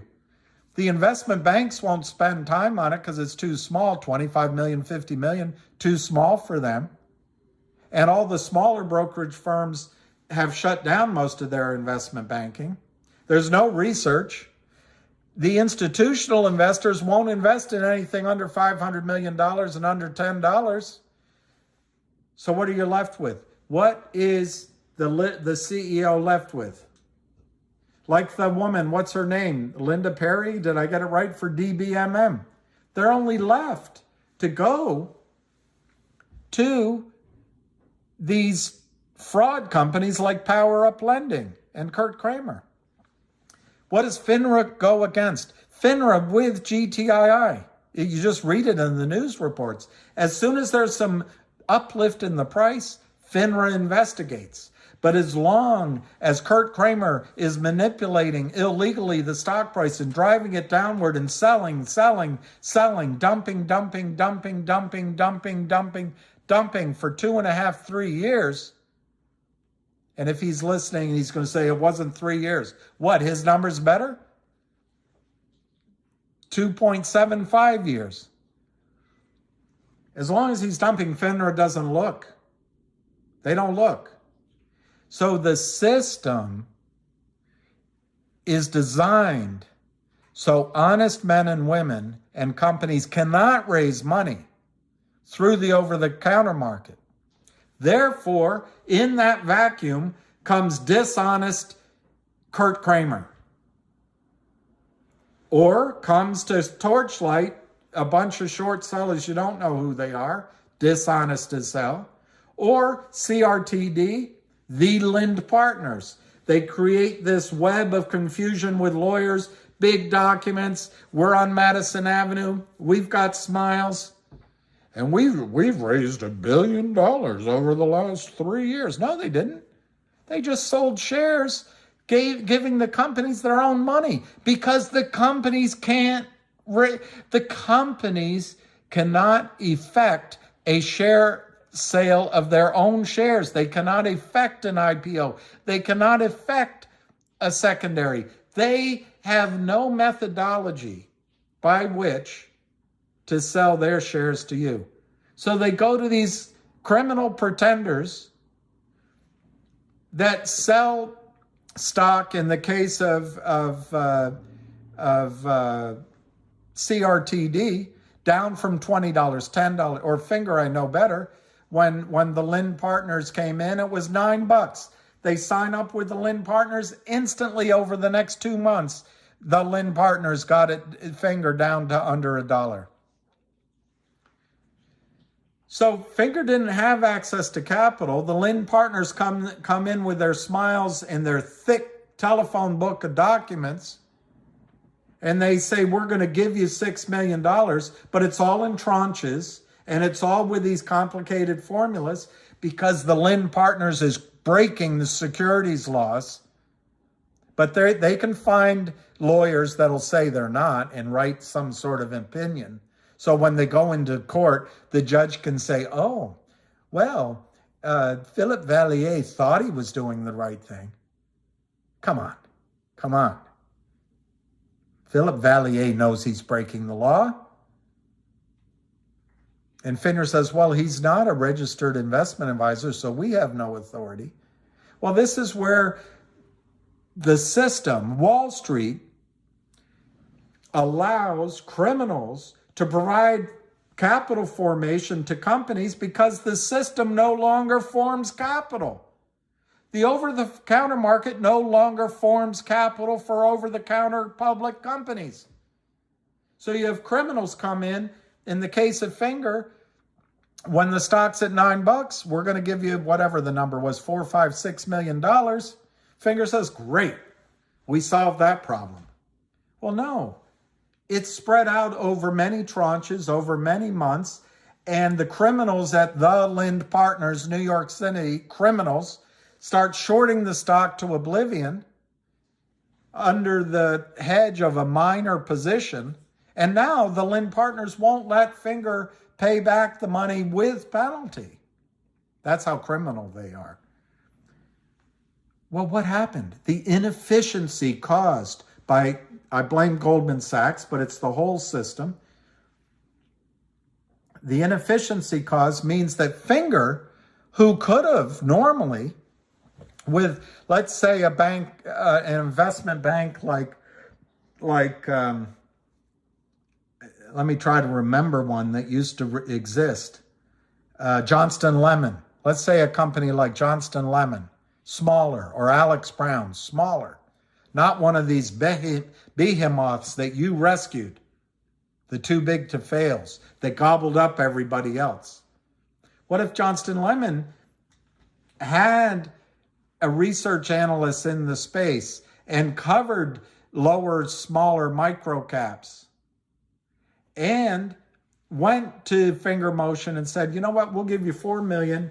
Our fee is going to be $350,000. We're going to take warrants, but we're not going to trade against those warrants. And we want the right to do your next 2 offerings, and we'll put out research coverage. Well, FINRA fights against research. As soon as there's any predictions on a small cap stock, they call it promotional. They call it pumping. But if it went back to the system I grew up in, Johnston Lemon could raise the $5, $6, $10 million all day long through the efficient use of the United States securities market called OTC.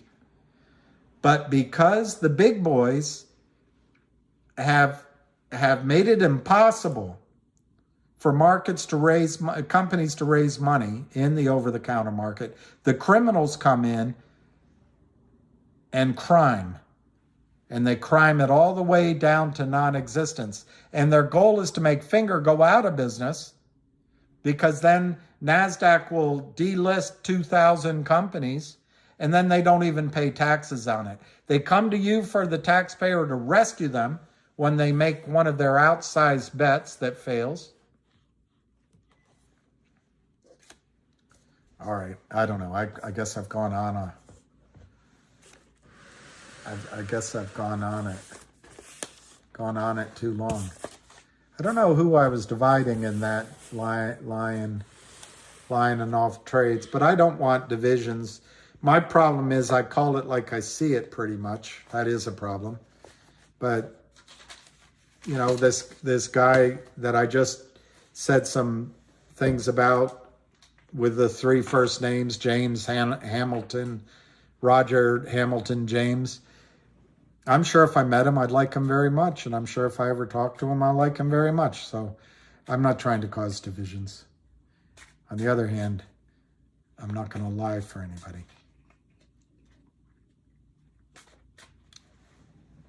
I wish I had bought GNS. I'm mad at you guys. I'm mad that no one told me about GNS.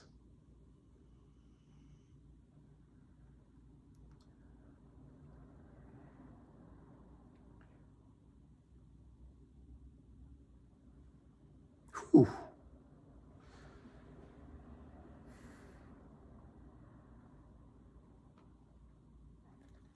Well, the first thing I notice on GNS, that's a powerful move. And they got to fill that gap, maybe. It's like Tom Lehrer is saying about Werner von Braun. What goes up must come down, but it's not my department, said Werner von Braun. Let's just get our perspective, though.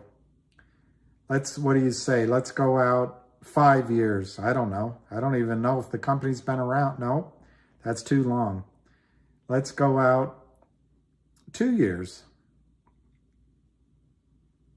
Nope, that's too long. Company hasn't been around for 2 years. Let's go out 1 year. Okay, 1 year. That's what the chart looks like for 1 year.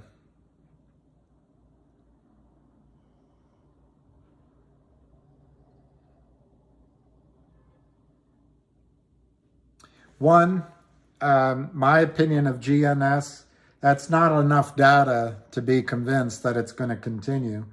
The high on the stock was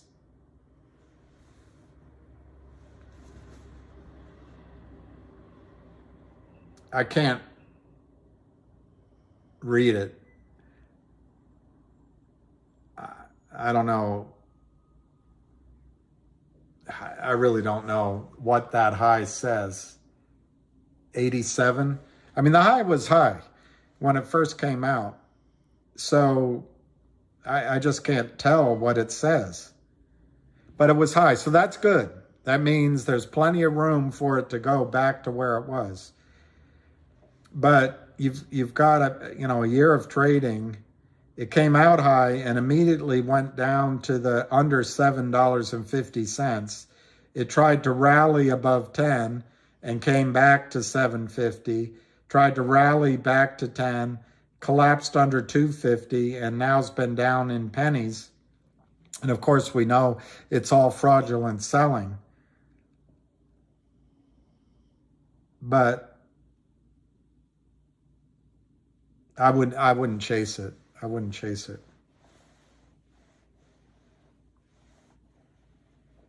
Doesn't mean it's not going to continue to go up like a rocket and go whatever this number is, 87, 37, 57, I can't tell. Doesn't mean it's not going to go to the moon. If there's a short squeeze, there could be one at any time. But my guess is once this orgasm of buying is over and the buyers take a nap for a little while, the shorts will come in and start cleaning up the mess by selling it off again. We've seen that pattern many, many times. I could be wrong. Could be wrong.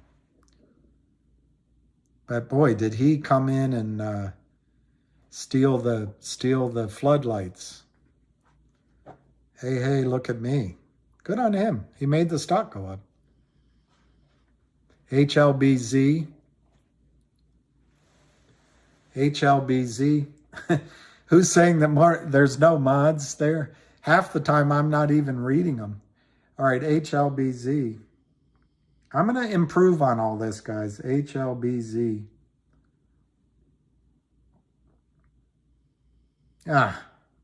Error.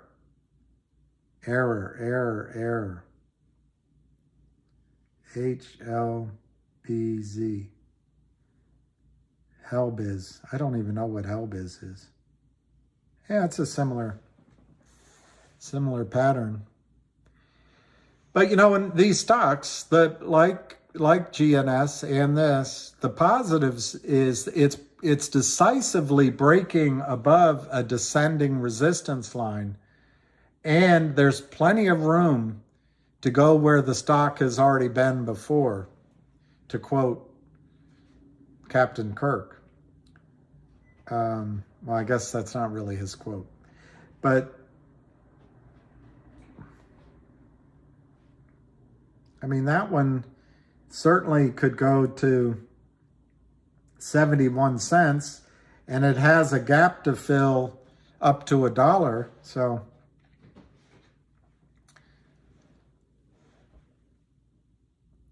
GSN is breaking 5.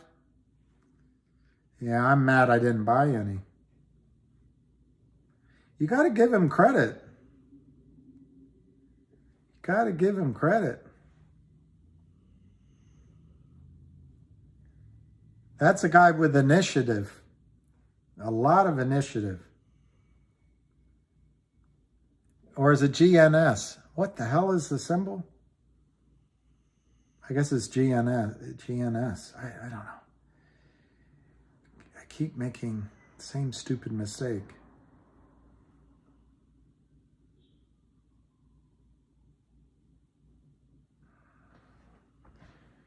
GNS.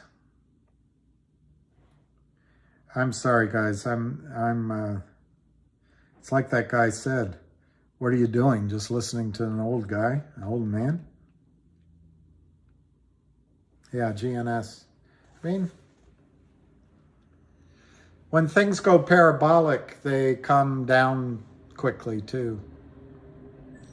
3 calls, BBY. All right, I'm going to go till 1:45, and then I'm going to go to lunch.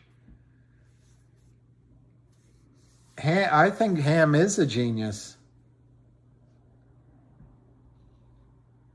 All right, Tammy Mohammed, HLBZ is 35 cents. Get in now. Just saying. David Lee is a genius. When does GTII buy out CRTD? We don't know, Tyler Lopez. However, we do know, and it's probably worth, all right, GTII is 107. It's probably worth letting you see it. We do know on 110, I forget today's date. Is it the 19th, 18th, 19th? No, 20-something, 22nd. It's the 22nd. Or anyway, less than 2 weeks ago, on 110, the headline is Global Tech Industry bids $100 million in stock for the acquisition of Created. January 10th. The companies announced today that they have executed a binding letter of intent regarding the acquisition of CRTD by GTII for $100 million of GTII restricted shares of common stock final acquisition will be subject to blah, blah, blah, blah, blah, blah, blah, blah.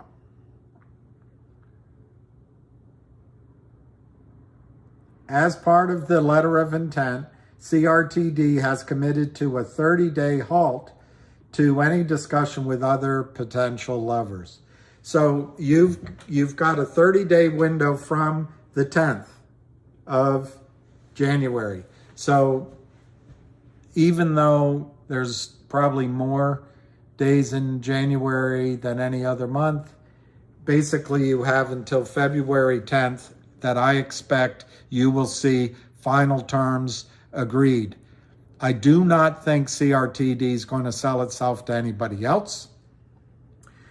And I do not think CRTD is going to wait until the end of that standstill agreement. I think you're going to get a resolution to the acquisition of CRTD by GTII before February 10th. And that doesn't mean that the acquisition will be completed by then, to me. It means that there will be a formal document signed, a record date, clarity to you and to me and to everyone else how it's going to happen.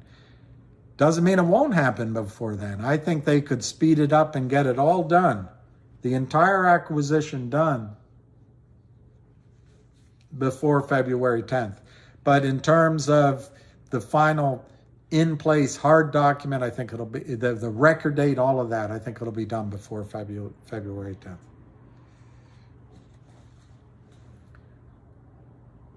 Sergio, Matt, and Alicia are awesome. But if I had to choose between Sergio, Matt, and Alicia, I think I would choose Shamrocks every time.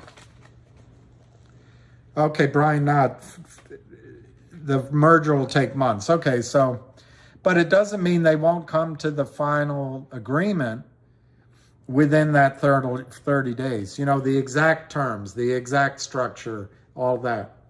But, okay, Brian, I would go with that. There's Alicia. You have to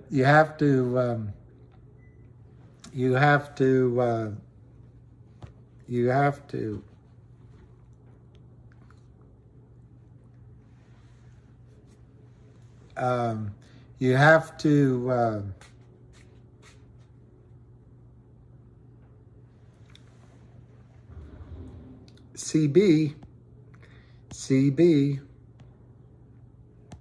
breaker CB, breaker CB, breaker. Where is CB's update? There's Sharon Lee, 123. Let me just look and see what Logic's update is.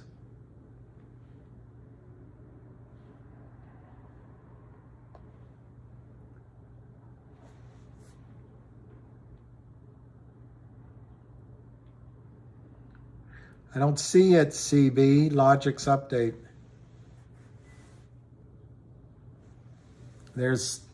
Can only sell 25%. Logic can only sell 25%, locking up 75% a year. Board trying to reduce lockup to 3 months with a bonus. Well, what's your 1020 CB? There you go. I'm not a big fan of that change, but I'd have to look into it.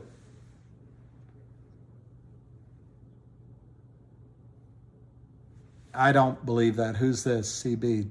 Just heard there's going to be a reverse stock split after SPAC. I don't believe that. Look, reverse stock splits all by themselves are meaningless, and I think they're a risk. But there are times to do a reverse stock split. For example, I've raised quite a bit of money for a gold company that now has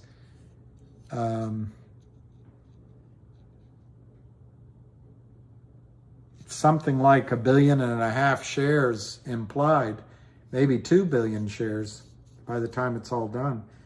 Those are Australian stock market numbers, and it would make sense to reverse that to say 100 million or 200 million shares.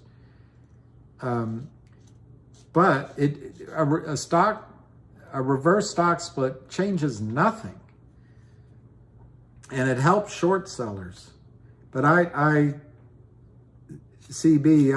respectfully,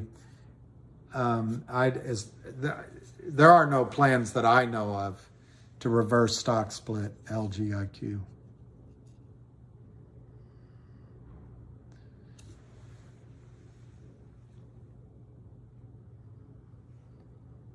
It could be, that's a very interesting, Garencha, I'm a bot and a shill and want to know if GTII can reach triple digits. I don't know, Garencha. That's not a very specific question. In a short squeeze, that's the predicate. It can reach 4 digits. What are GTI's pronouns?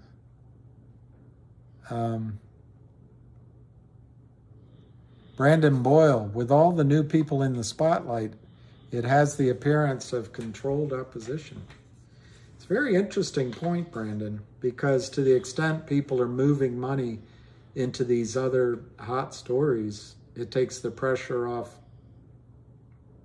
Look, I think there's a massive pressure on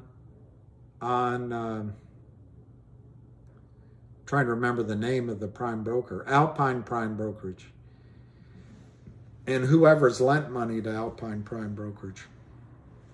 I think Kurt Kramer and Seth Kramer and Charlie Mayo are going to go to jail. And I think they have enlisted the help by paying money to some shorts, but I think the short squeeze in GTII is going to be massive. I think the Lynn Partners is in massive trouble. These are pretenders, a step up the social scale perhaps than Kurt Kramer and Seth Kramer. But the advantage Kurt and Seth are having, they're not pretending to be anything but what they are, as they put it on one of their texts. They're just two Jewish boys from Long Island trying to make a living, or something like that they put up. But they don't pretend to be anything else. The Lind Partners are pretending to be this big fancy Wall Street money management firm, but they're just criminals too. And to answer Steve Rosenberg, yes, I think Wall Street is going to continue to obfuscate. That's why I'm not an enormous fan of all these legal paths. I think the only way you get to these guys is take the money out of their pocketbook. And that means short squeeze. And anything that gives them time, gives them the ability to hide behind the skirts of their attorneys, gives them the ability to put on the patina of respectability, gives them the chance to find another victim, gives a chance for you to go somewhere else. I'm against all of that. I'm like Groucho Marx. Whatever it is, I'm against it. Whatever it is, I'm against it. I'm only for one thing: squeezing Kurt Kramer, Seth Kramer, Charlie Mayo, and squeezing Philip Valier, Jeff Easton, Hai Lee Kim at the Lynn Partners. That's all I want. And I want the money to go into your accounts. Is CRTD doing a reverse stock split? No, Ken Griffin, it is not.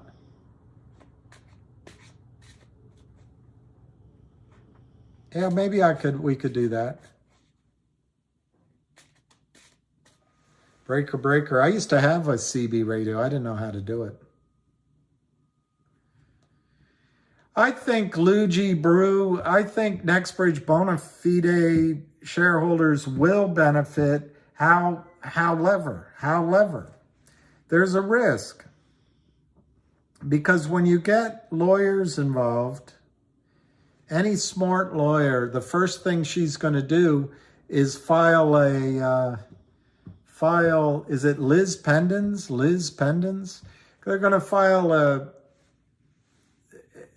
restriction on all the assets that NextBridge has, even if NextBridge did nothing wrong, so that NextBridge can't sell anything, NextBridge can't borrow against it, NextBridge can't raise any money. So there's a risk to the legitimate NextBridge shareholders if this goes on too long. Of course, I'm not a lawyer. It's just my opinion.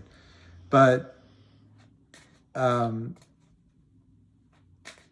rather businesswomen and businessmen make the decisions on how to fix this problem than attorneys, frankly. Ken Griffin,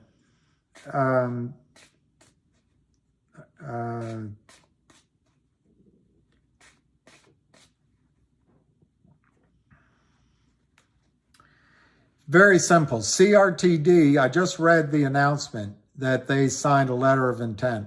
GTII intends to purchase CRTD with $100 million worth of GTII stock. $100 million. They signed a binding letter of intent. I just read it. It's announced. So then you do the arithmetic. CRTD has 30 million shares in existence. 30 million. You divide 100 million by 30 million. I'll give you time. Okay, $3.33 of GTII stock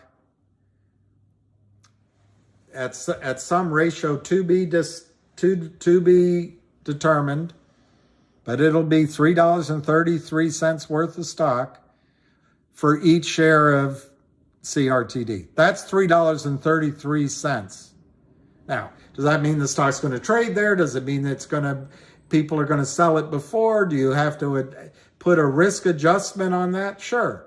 But that has been announced, $100 million. Divided by 30 million shares, it's $3.33 per share. Ken Griffin. Further, in the press release, CRTD, Jeremy Frommer, stated that he intends to move forward aggressively, he didn't use that word, but that's what it implied, with the distribution of the OG collection through the blockchain vehicle of Upstream, valued at $10 million or more. Sure, you can quibble with it. You got to start some way, but it's valued at $10 million or more, the OG collection, divided by 30 million shares. That gives you 33 cents a share distribution in a blockchain unit, whether it's an NFT, coin, stock certificate, dividend, blockchain, outside of the United States security system that you, Ken Griffin, help create fraud in. That, I'll give you a second to do the arithmetic. 10 million divided by 30 million, it's 33 cents. All right, I'll give you some more arithmetic. $3.33 plus 33 cents. Dun, dun, dun, dun, dun, dun, dun. Dun, dun, dun, dun, dun. Dun, dun, dun, dun, dun, dun, dun. I'll take ape tit for 500. That's how I get to the $3.66. Ken Griffin. Oh, Ken Griffin. But if that's the case, wouldn't everyone buy CRTD as it would be free money? I mean, if that's really true, they made the announcement, but if it's really true, the stock would be up. Ken Griffin, you and your compatriots are selling counterfeit shares of CRTD. You're selling counterfeit shares of GTII. It's keeping the price down. But yes, it would be my contention that at some point, someone that has money is going to come rip the face off of your short position, Ken Griffin, by buying CRTD up. They'll pick a number. What's the risk, Arb? I'm using a rough number. We're getting 4 shares of GTII, 3.5 shares of GTII per share of CRT. What's the risk? All right, we'll buy it. Go buy it all the way up to $2. Then, Ken Griffin, you can ask your questions. That was Northwest Sasquatch. That was Norm Macdonald on SNL Jeopardy.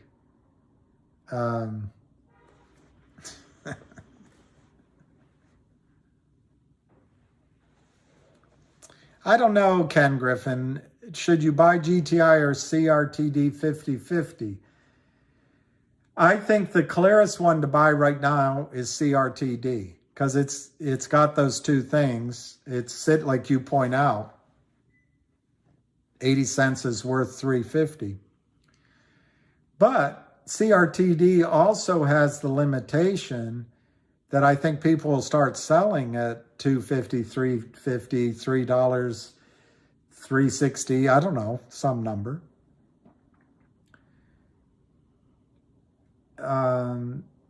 GTII could go, GTII could be a law firm tomorrow. It could be a lithium mining firm worth $30 billion by Friday. So GTII has huge triggers to the upside. So what would I do? I would probably buy 50/50 of both. And if one moves more quickly than the other, maybe I would then move into the other one. But I think they're both going to run together. Ham believes that the one to buy is GTII, but he's not saying don't buy CRTD. He thinks they both will run together. But the difference with GTII is people like Ken Griffin, Kurt Kramer, they sold the stock up.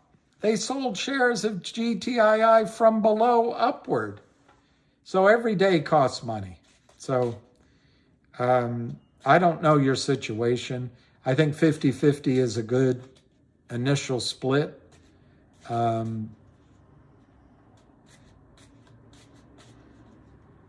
I also think it's not going to matter. I think when one of them goes, the other one's going to go. I think the most vulnerable short out there is Kurt Kramer and Alpine Brokerage. That's GTII. I think the Lynn Partners is vulnerable, but I don't know the depth of their mendacity, the depth of their circle of criminals. I don't know how powerful their lawyers are. So I don't know. Yeah, 50/50 sounds like a reasonable split to me. Oh, 140. All right, I'll go 2 more minutes. Hey, Ricky. I'll go 2 more minutes because I do want to. CEI is up. Obscene gerund. Oh, I want to find that. I want to find that.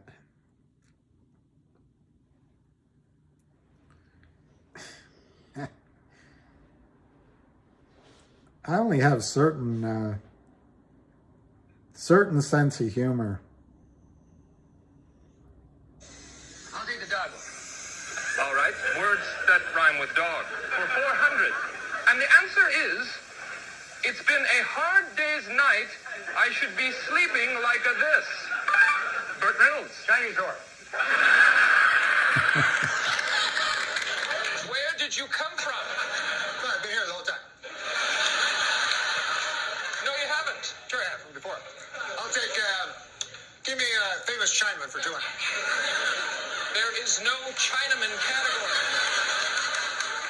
And there would never be anything that offensive. Who is Pat Morita? Burt Reynolds, you picked the category. Yeah, give me theater for 10,000. Theater for 600. The answer is, this play by William Shakespeare was about a merchant who lived in Venice. Burt Reynolds. Yeah, I was footless. Good play, footless. Anyway, there was one of the categories was a petit déjeuner, and that's when he said, I'll take, anyway, I won't repeat it again. Yeah, I'll come on, yo. I'll come on. This, I need my fix of all you good guys. But there's a lot of negativity, too, that I get.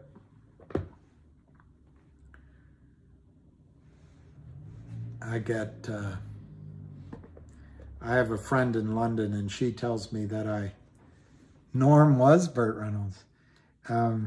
He does such a good job with it. He does such a good job. Norm Macdonald. Yeah, I've got to... But anyway, I don't know. I get sensitive to some of it. Well, I think Lou had a bigger idea that he got right, I think. And I think he gave you guys some good advice. And I think he made some good calls. But he either got taken to the cleaners by COSM because he didn't know what he was doing. Or if he did know what he was doing, that's a whole different thing. Yeah, Turd Ferguson. Brandon Boyle, thank you. But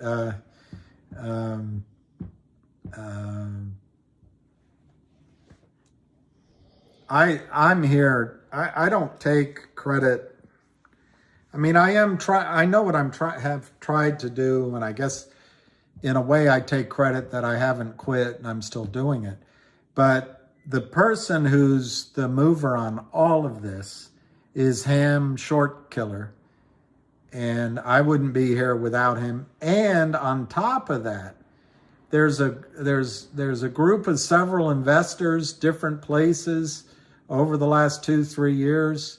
There's a core group called the GTII Army. There's people working with GTII, working with Finger, working with CRTD.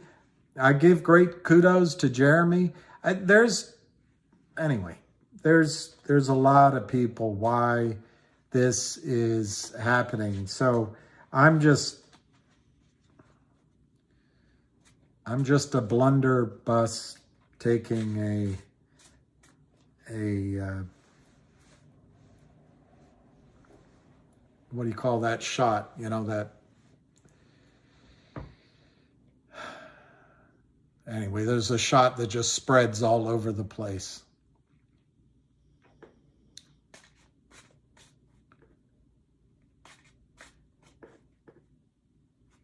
Serenity, buckshot. See, that's great. I love that about this. You guys are so smart. You guys are so smart. All right, it's 2:03. I'll go 2 more minutes.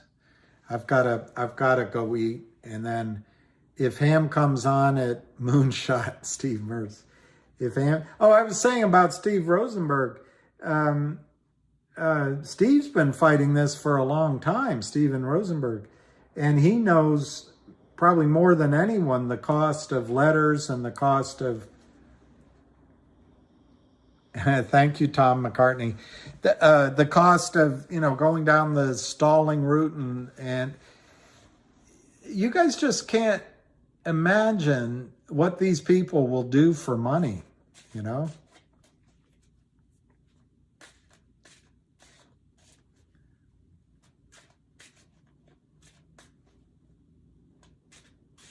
Well, Spiny, I agree with that, except I also agree with what Ham said on his last call. There's no room for the intentional spreading of misinformation. Anybody is entitled to make a mistake or have the wrong opinion or come to the wrong conclusion. We're all just human beings. As my stepmother's girls just wanna have fun. I saw her in concert. You can come on here to listen. I'll come if he's on. He'll come on at 3:30. I'll come on at 3. But I saw Cyndi Lauper with a woman I was in love with years and years and years ago. That was a great concert. All right. How do we listen to Turkey? I don't know. How do I begin to tell the story of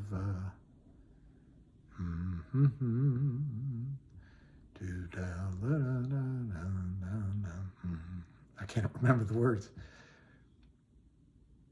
It fills my heart. Is there any good news? Yeah, I think there's good news. I think across the board, the best news is you all as a community. What? Ham's coming on now? Let me look. I thought Ham's coming on at...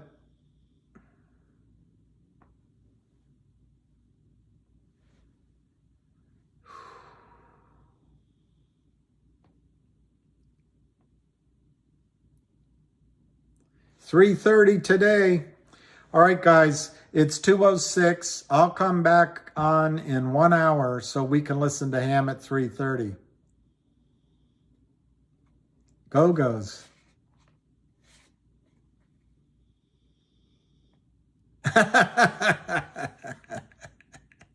Stephen Rosenberg, as Carmen Perisico said, I was in the wrong business. That's how I feel about Wall Street. You know, we could have all gotten rich just hitting the sell button for the last 20 years.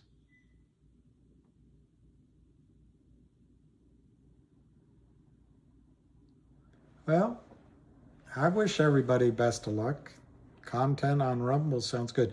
So if I can, if you excuse me to cut it short, I need to eat. I'll come back in an hour, and we'll